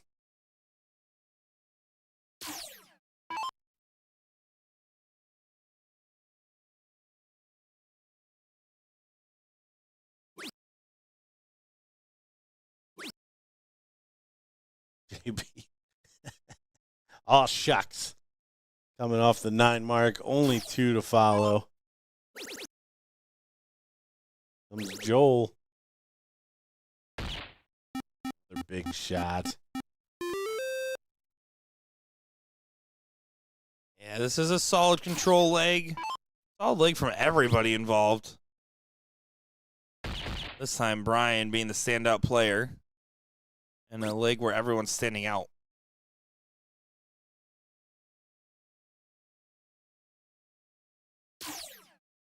Double bull. And a single.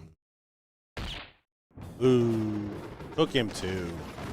One apiece, and if that's a standard that it starts to pick up to, it'll continue to be quite the showing, I would have to imagine here. Joe Cheney to get us started. Always wanting big air.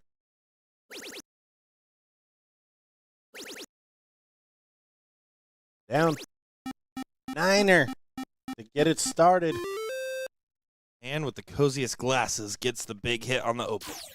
Good shot there from Cheney. Joe, we've seen do quite well. The Invitational Shootout, making an ESPN appearance.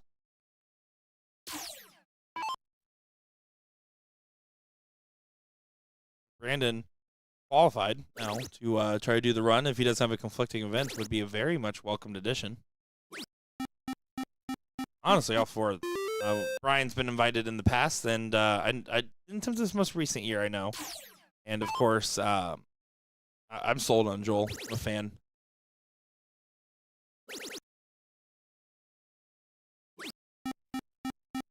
Yeah, he was starting to travel regionally there for half a click. Haven't seen his name pop up in results. Have to imagine that that's because he's not coming out to events, not that he's not placing.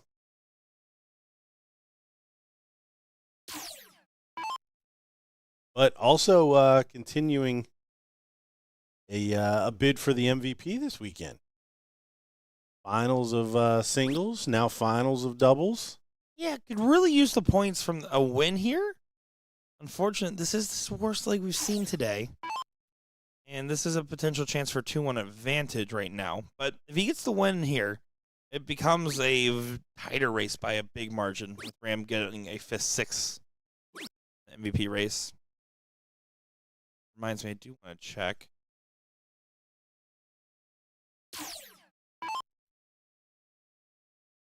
Yeah, Kenny Warmack, one leg away from getting a 4th place appearance in level 4, or women's level 1 singles winner, which would get her some more points on the board before the mixed events, which is huge, by the way, in the women's MVP race. Getting any points out of either doubles gives you a huge jump, especially if you already won the singles. We saw that with Haley Beard, who did a good singles run, but then got points in doubles in Florida. Big factor in her run. Now, what about Carolyn? Where did she land today in the doubles? Let's see.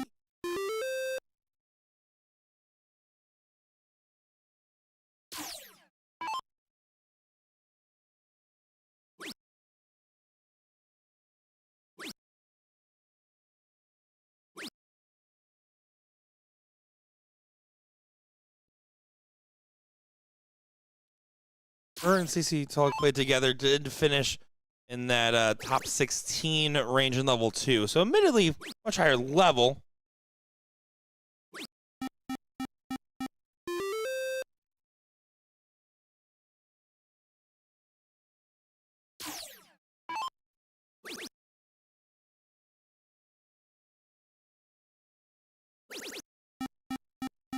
Good last there from Joe Cheney. Big lead here.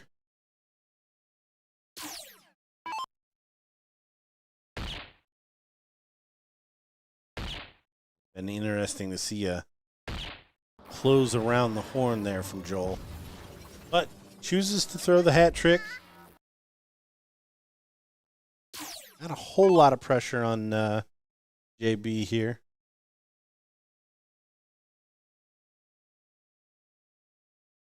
Probably seemed like Joe maybe started to talk to him about what the options here were.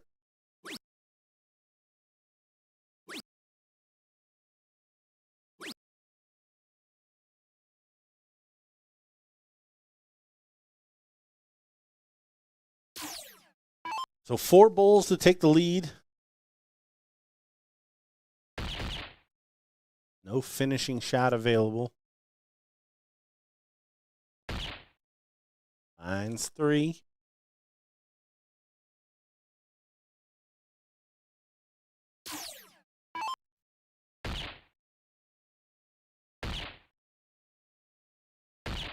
It's 3 right back. 2-1 lead for Chainsaw. In it, this one. Big shot, big shot. So, leg number 4. Must-win leg now for Brian and Joel.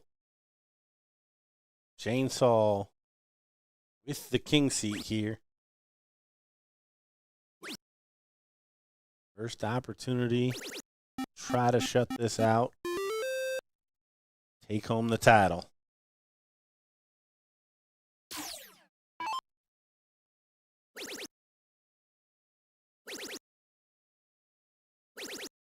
Joe fills it up. Nice 9 mark there, open. Yeah, this is class play. A tough battle. Crowd definitely building behind this, by the way.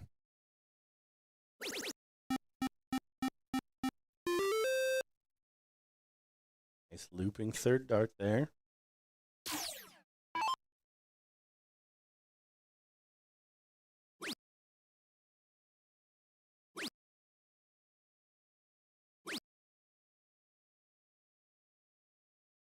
Jason just cannot believe that he's not finding the troubles here on this board. Certainly would like to find more of them. Well, I was chatting with him a little bit. He's just like, I'm playing so good on the steel side. He's like, every time one of these darts just misses, like, it's so frustrating. Yeah, I get it. I get it. Aggressive shot there from Chainsaw doesn't pay off.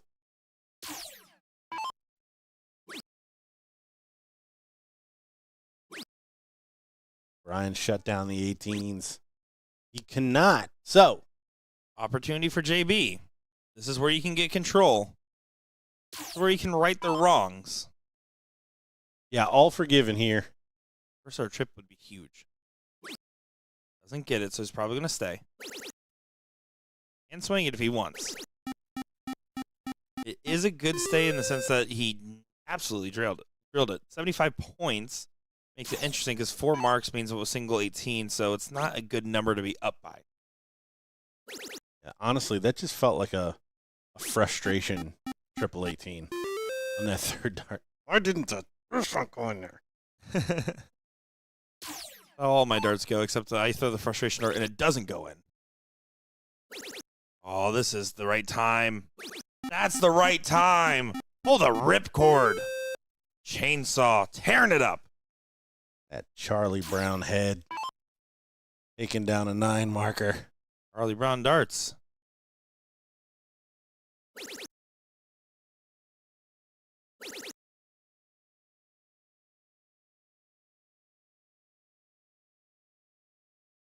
Oh, he's swinging. He's swinging. He's not swinging. I'm so surprised. Nice 9 mark from Brian Langley. 70 points of discipline.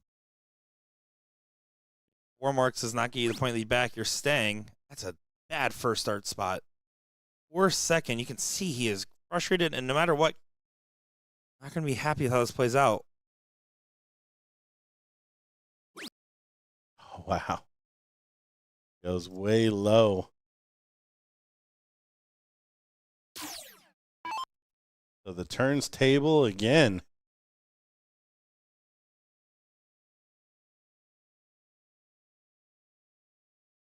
Oh. Man averaging 5.33, 2 darts in the board, not a single mark. 4 marks for the swing. Joe Chaney with the hot hand. Red hot.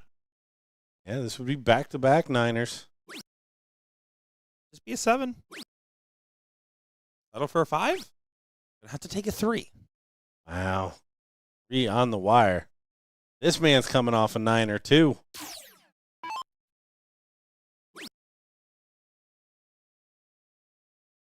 Force field on the 17s. What is going on? No, Brian, you got 2 marks there. Two marks. You didn't get 1. You got 2. 2 marks, sir. Brandon.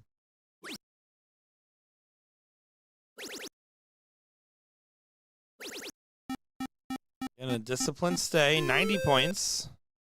He does leave the 8 mark on the table.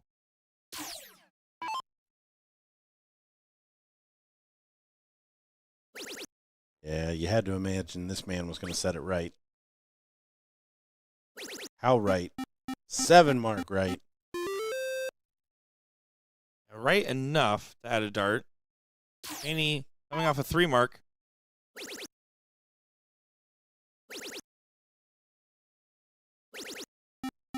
There he is. Good shot.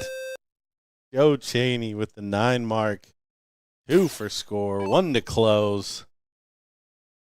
Brian Langley, no slouch. Doesn't have the swing here. He is going to make it hurt.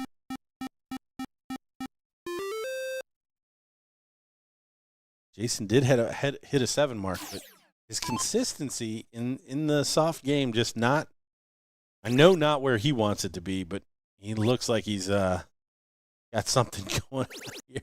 Did you see him yell at himself? What are you doing? Well, darts keep listening on the adjustment of the yelling.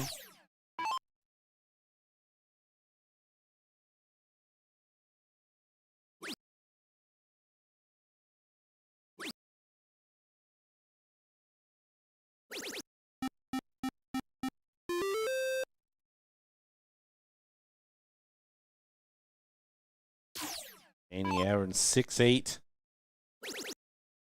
Shuts down to 15. Double bull for the title. Oh, falls out. And he didn't even practice his fallouts. How dare he? Will Brian be able to pull something out of his hat? He's at least another one of those. Doesn't get it. This is all clear runway. JB to take it home.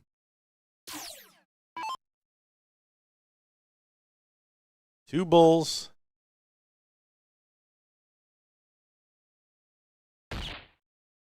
One. There's two. Jason Brandon, Joe Cheney, your level 1 champions. Commiserations to Joel Stockdale and Brian Langley.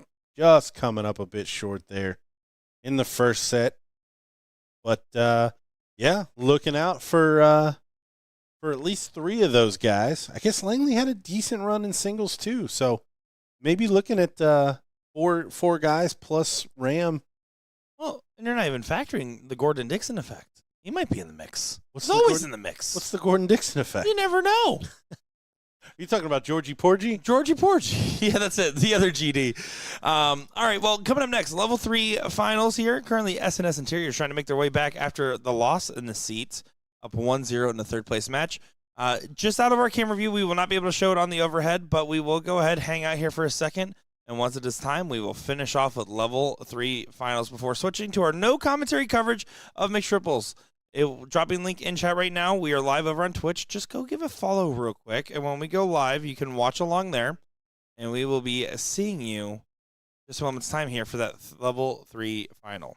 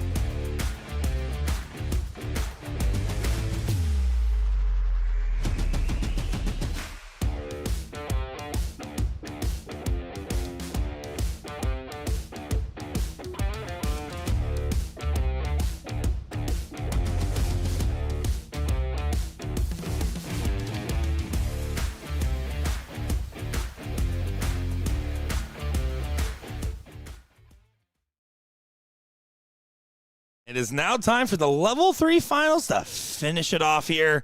Looking forward to it, as this should be some good one. Dilligaff taking on Misery, and what should be interesting because Misery coming all the way from the Wisconsin area, by the way. Love to see some friends that are coming from my new neck of the woods. Looking forward to seeing this play out here. Dilligaff going to be looking for some fun on the board and trying to get this done 2-1. Much like they did in the seat, maybe even 2-0. They're feeling efficient. Yeah, a couple big shots there at the end to pull it out against S&S Interiors. And I know everyone wanted S&S Interiors to make it all the way back to see the Scarboroughs. More, is it Whitney? Yeah, Scarborough, yeah. Root on her husband, Willie. Well, I was talking to Dilligaff before the other match finished, and I said, are you guys going to know I need to get my commentary notes ready?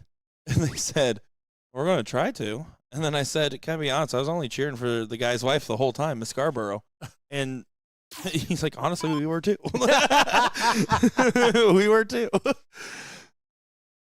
Met Tony and Stacy at the Booyah Darts frat house that we had for Whammo.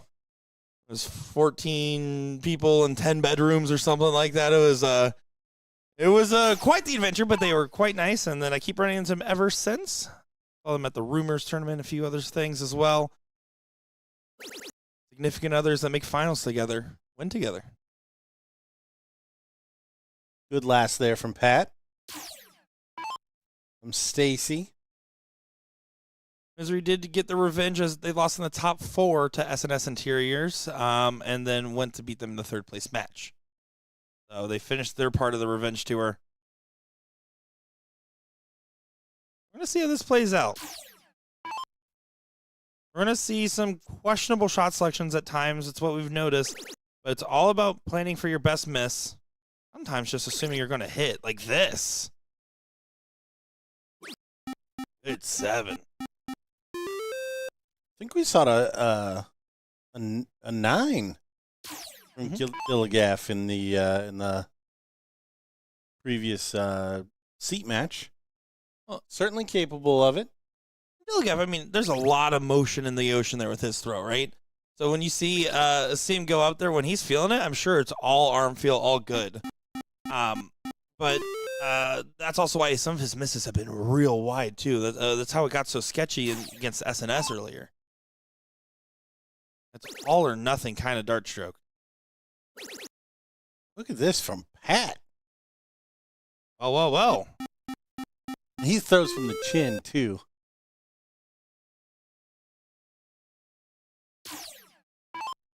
Stacy needs a big one here on the 16s. Try to draw them back in. There's like a slight pivot of the wrist as her drawback. Like a little half cock of the wrist, and then just kind of pushes that dart straight out.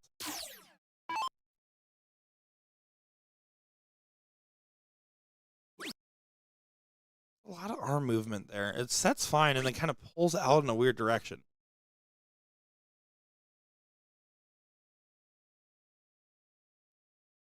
When he draw back, moves his head out of the way and the dart.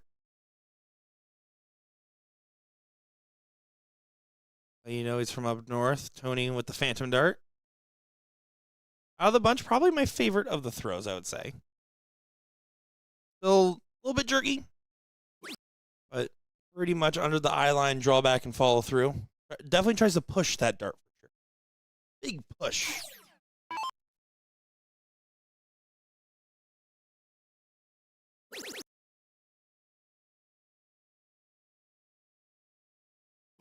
Dilligaff not giving AF right now. They are just absolutely playing their game. I got to chuckle out to Gordon, folks. I'm just going to say it out loud here. Dilligaff, is that a last name? I feel like I see it all the time. I can't tell if it's just this one dude playing all the time. Be careful. Yeah, I kind of figured that was a... Yeah, I was going to say, either that or this dude plays a lot of darts. I wasn't sure. Could be both. They're not mutually exclusive.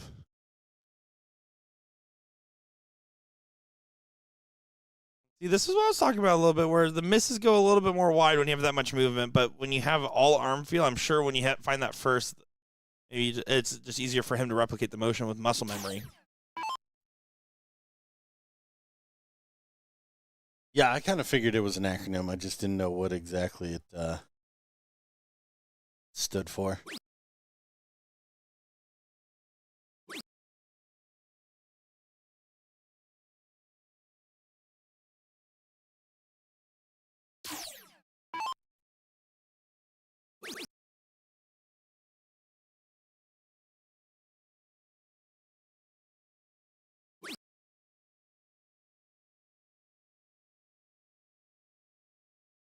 This is still one-way traffic in this leg right now, going into the Bulls. Dilgaff will get the match point advantage. It is just race to 2, folks, in this bracket. Yeah, tough format. Not a lot of time to really get into it. 3 Bulls to take the first leg, but no harm, no foul for Misery.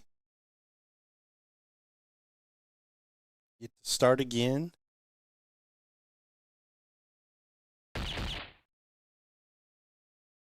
Last double.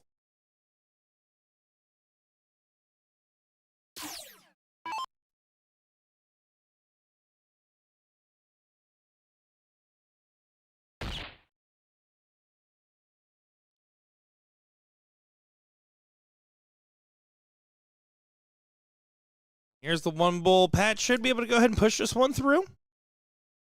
Get the confirmation. Misery will have to go ahead and make sure they don't end up in misery. Mostly because they're in Tennessee. Didn't get it there.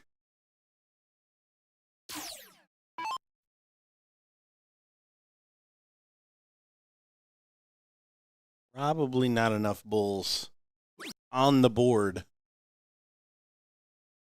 to reel this one back.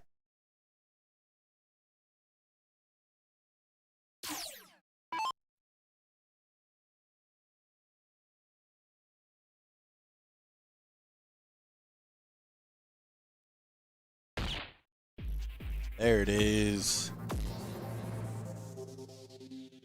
That will play just fine. 1-0 lead for Dilligaff.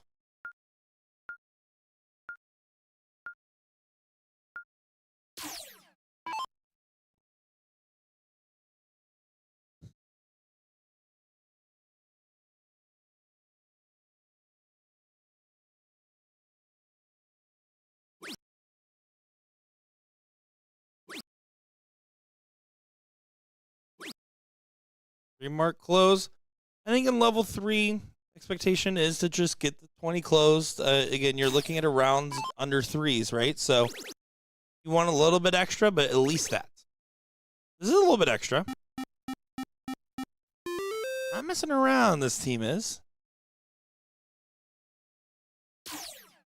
Well, Yoda, let's see what Stacy can do here.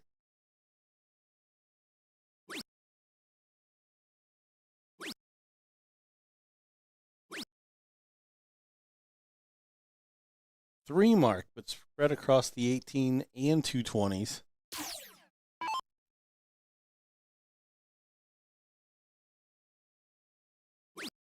Thank you, Virginia. We Googled and figured out our. Do I look like I give a flight? And figured out our lack of knowledge, filled in our education gap, Which we are known for. Danny Warmack definitely looking good to secure a lot more points right now, setting the 3rd place match, trying to get to the finals level 4.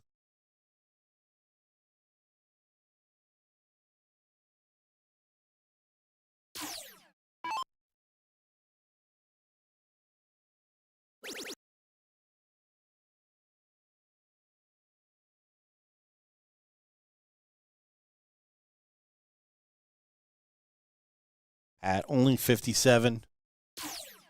But honestly, in a good spot here.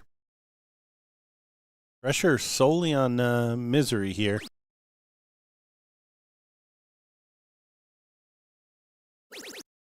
Good last from Stacy. Yeah, big shot there from Stacy indeed. Adds a dart the other direction.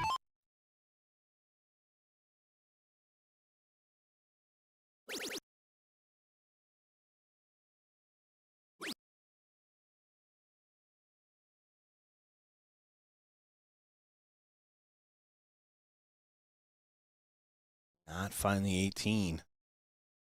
Little aggressive here, but up a leg and with the king seat.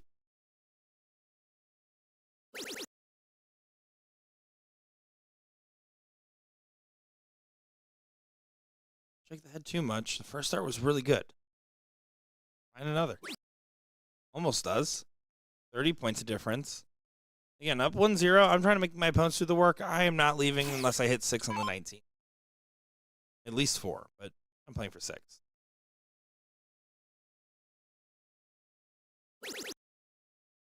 Take that last start save. What off the brow?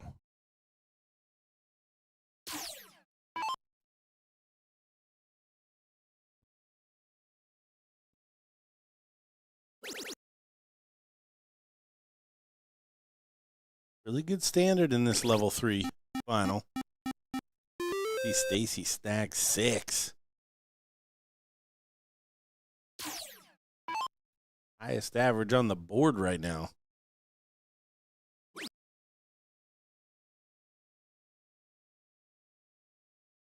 Yeah, again, a very capable player. We talk about these, again, significant other duos and whatnot that play together. But just on her own, the stuff that the handful of times I have seen her play, always been very convincing. Definitely bringing out her better gear right now. In a moment where you need to have it.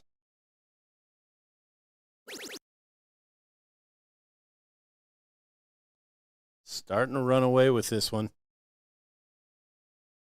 Not able to collect any 16s, though.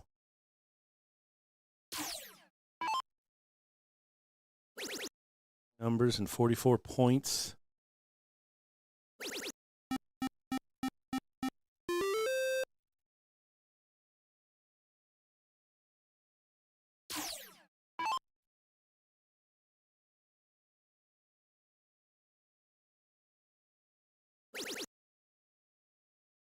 Back in those trebles. Look at Stacy go. This is class. This is money. This is good. 7-point deficit. Just high. A really good dart.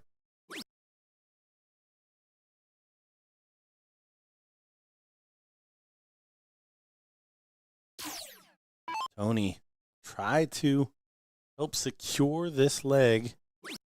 Keep it clean. I moved to the big singles. Never mind. Singles schmingles. I'm only playing a class performance right now. Honestly, to the standard of this level, everyone's doing their job.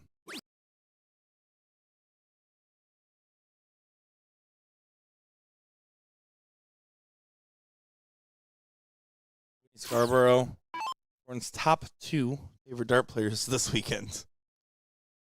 Your cheering was phenomenal.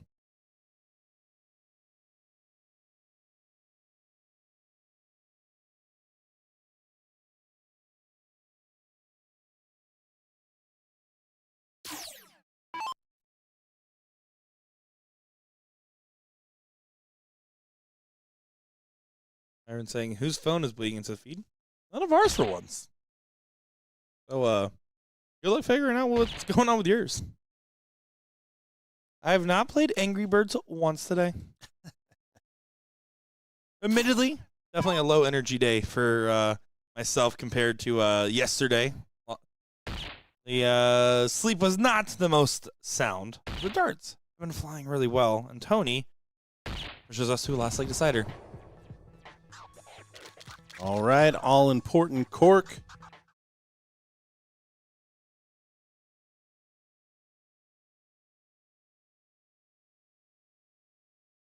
Pat gonna show Dilligaff. 3 holes in. Good spot. Good dart.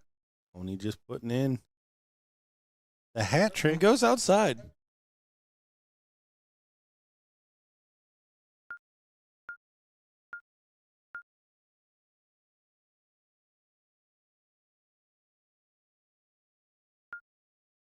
Here we go. Let's see what happens. Dilligaff does get the start. Very important for the seat holders. I said they want to win this at least 2-1, and like they did in the seat. Well, this is how you would get a 2-1 third right, and does get the big last start trip. That's such a big dart. You're like, no, no, no, no, no, no. Okay, fine. Close than 20. Close than 20.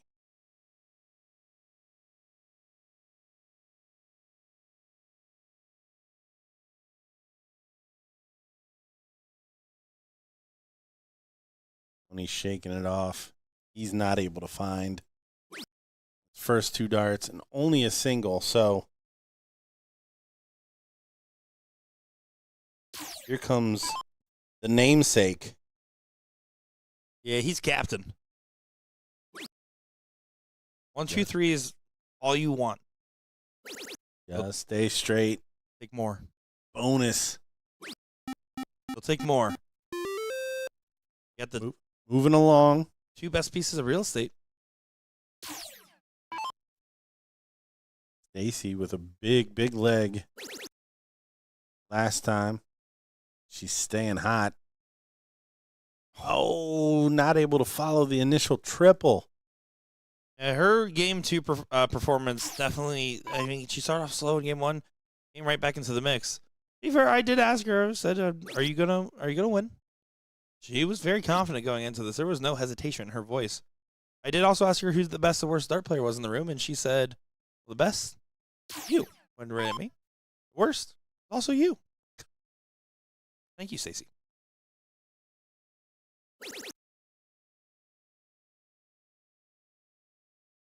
Need another one, Tony? Does get another one. Big last dart. Okay, okay. Still Staying in with alive. a shout. Staying alive.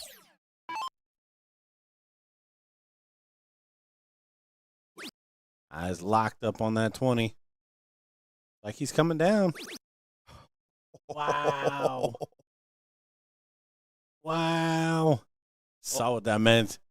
Really wanted to plug in more 20s. I don't understand. That was kind of a level 3-ish mistake. I would just flip right over to that 19. Hang on. Exactly what my thought was there. Don't get me wrong. Did what he needed to do in that moment, but could have gotten even more value out of it with an easier transition. And now, point lead is still back in the hands of Misery. Steve. Pat knows that trick. He does not either. Does find a big treble. Both those guys really, really walking the line. But a big triple a turn, keeping them in this.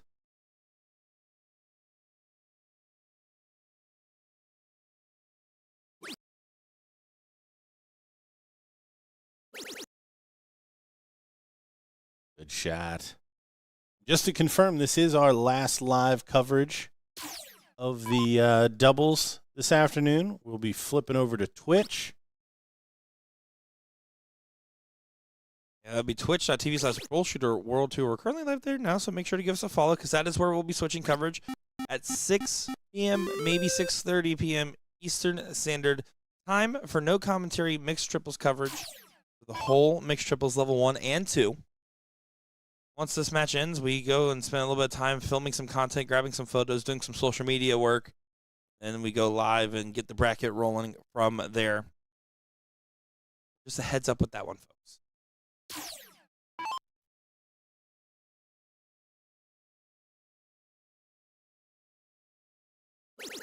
Good last start from Pat. A 3-number advantage, and Dilligaff trying to get this one done. Right there. Triple. And the whole thing here.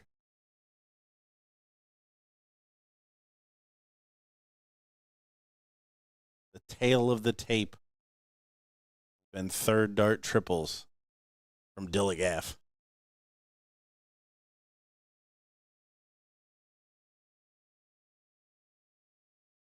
Yeah, and again, that second leg was very inspired from Misery, just slowing back down into that gear. But man, that was the spark, right? That was the promise. Just doesn't quite fully execute. Going to require a miracle on ice to get through the other side of this now. We've seen crazier things happen, level 3, so I'm not going to count it over. But it's looking a little sketchy. Oh, that third dart is heavy. Heavy.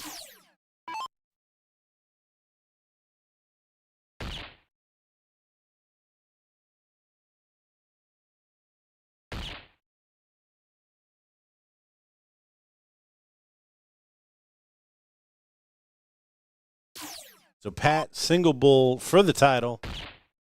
There it is. Dilligaff taking home level 3 champion. Tony and Stacy, commiserations. Both teams matching shirts. Am I surprised? That's why they made the finals, right? That is why they made the finals. And folks, that will do it for us here. Link is in chat. We'll drop it one last time. Give us a follow over there to be able to go and watch mixed trips. That will start in, again, about an hour and 40 minutes to about 2 hours from now, 6 p.m. Eastern or 6:30 p.m. Eastern. And we'll be back tomorrow. We'll be back tomorrow, 11 a.m. Eastern. Sunday fun day coverage here. Hey, Gordon, happy Valentine's Day. Happy Valentine's Day, sir. Guys, happy Valentine's Day to you too. We will be back. Thank you all for tuning in, and we'll be seeing you on the next one. Have a good night, everybody.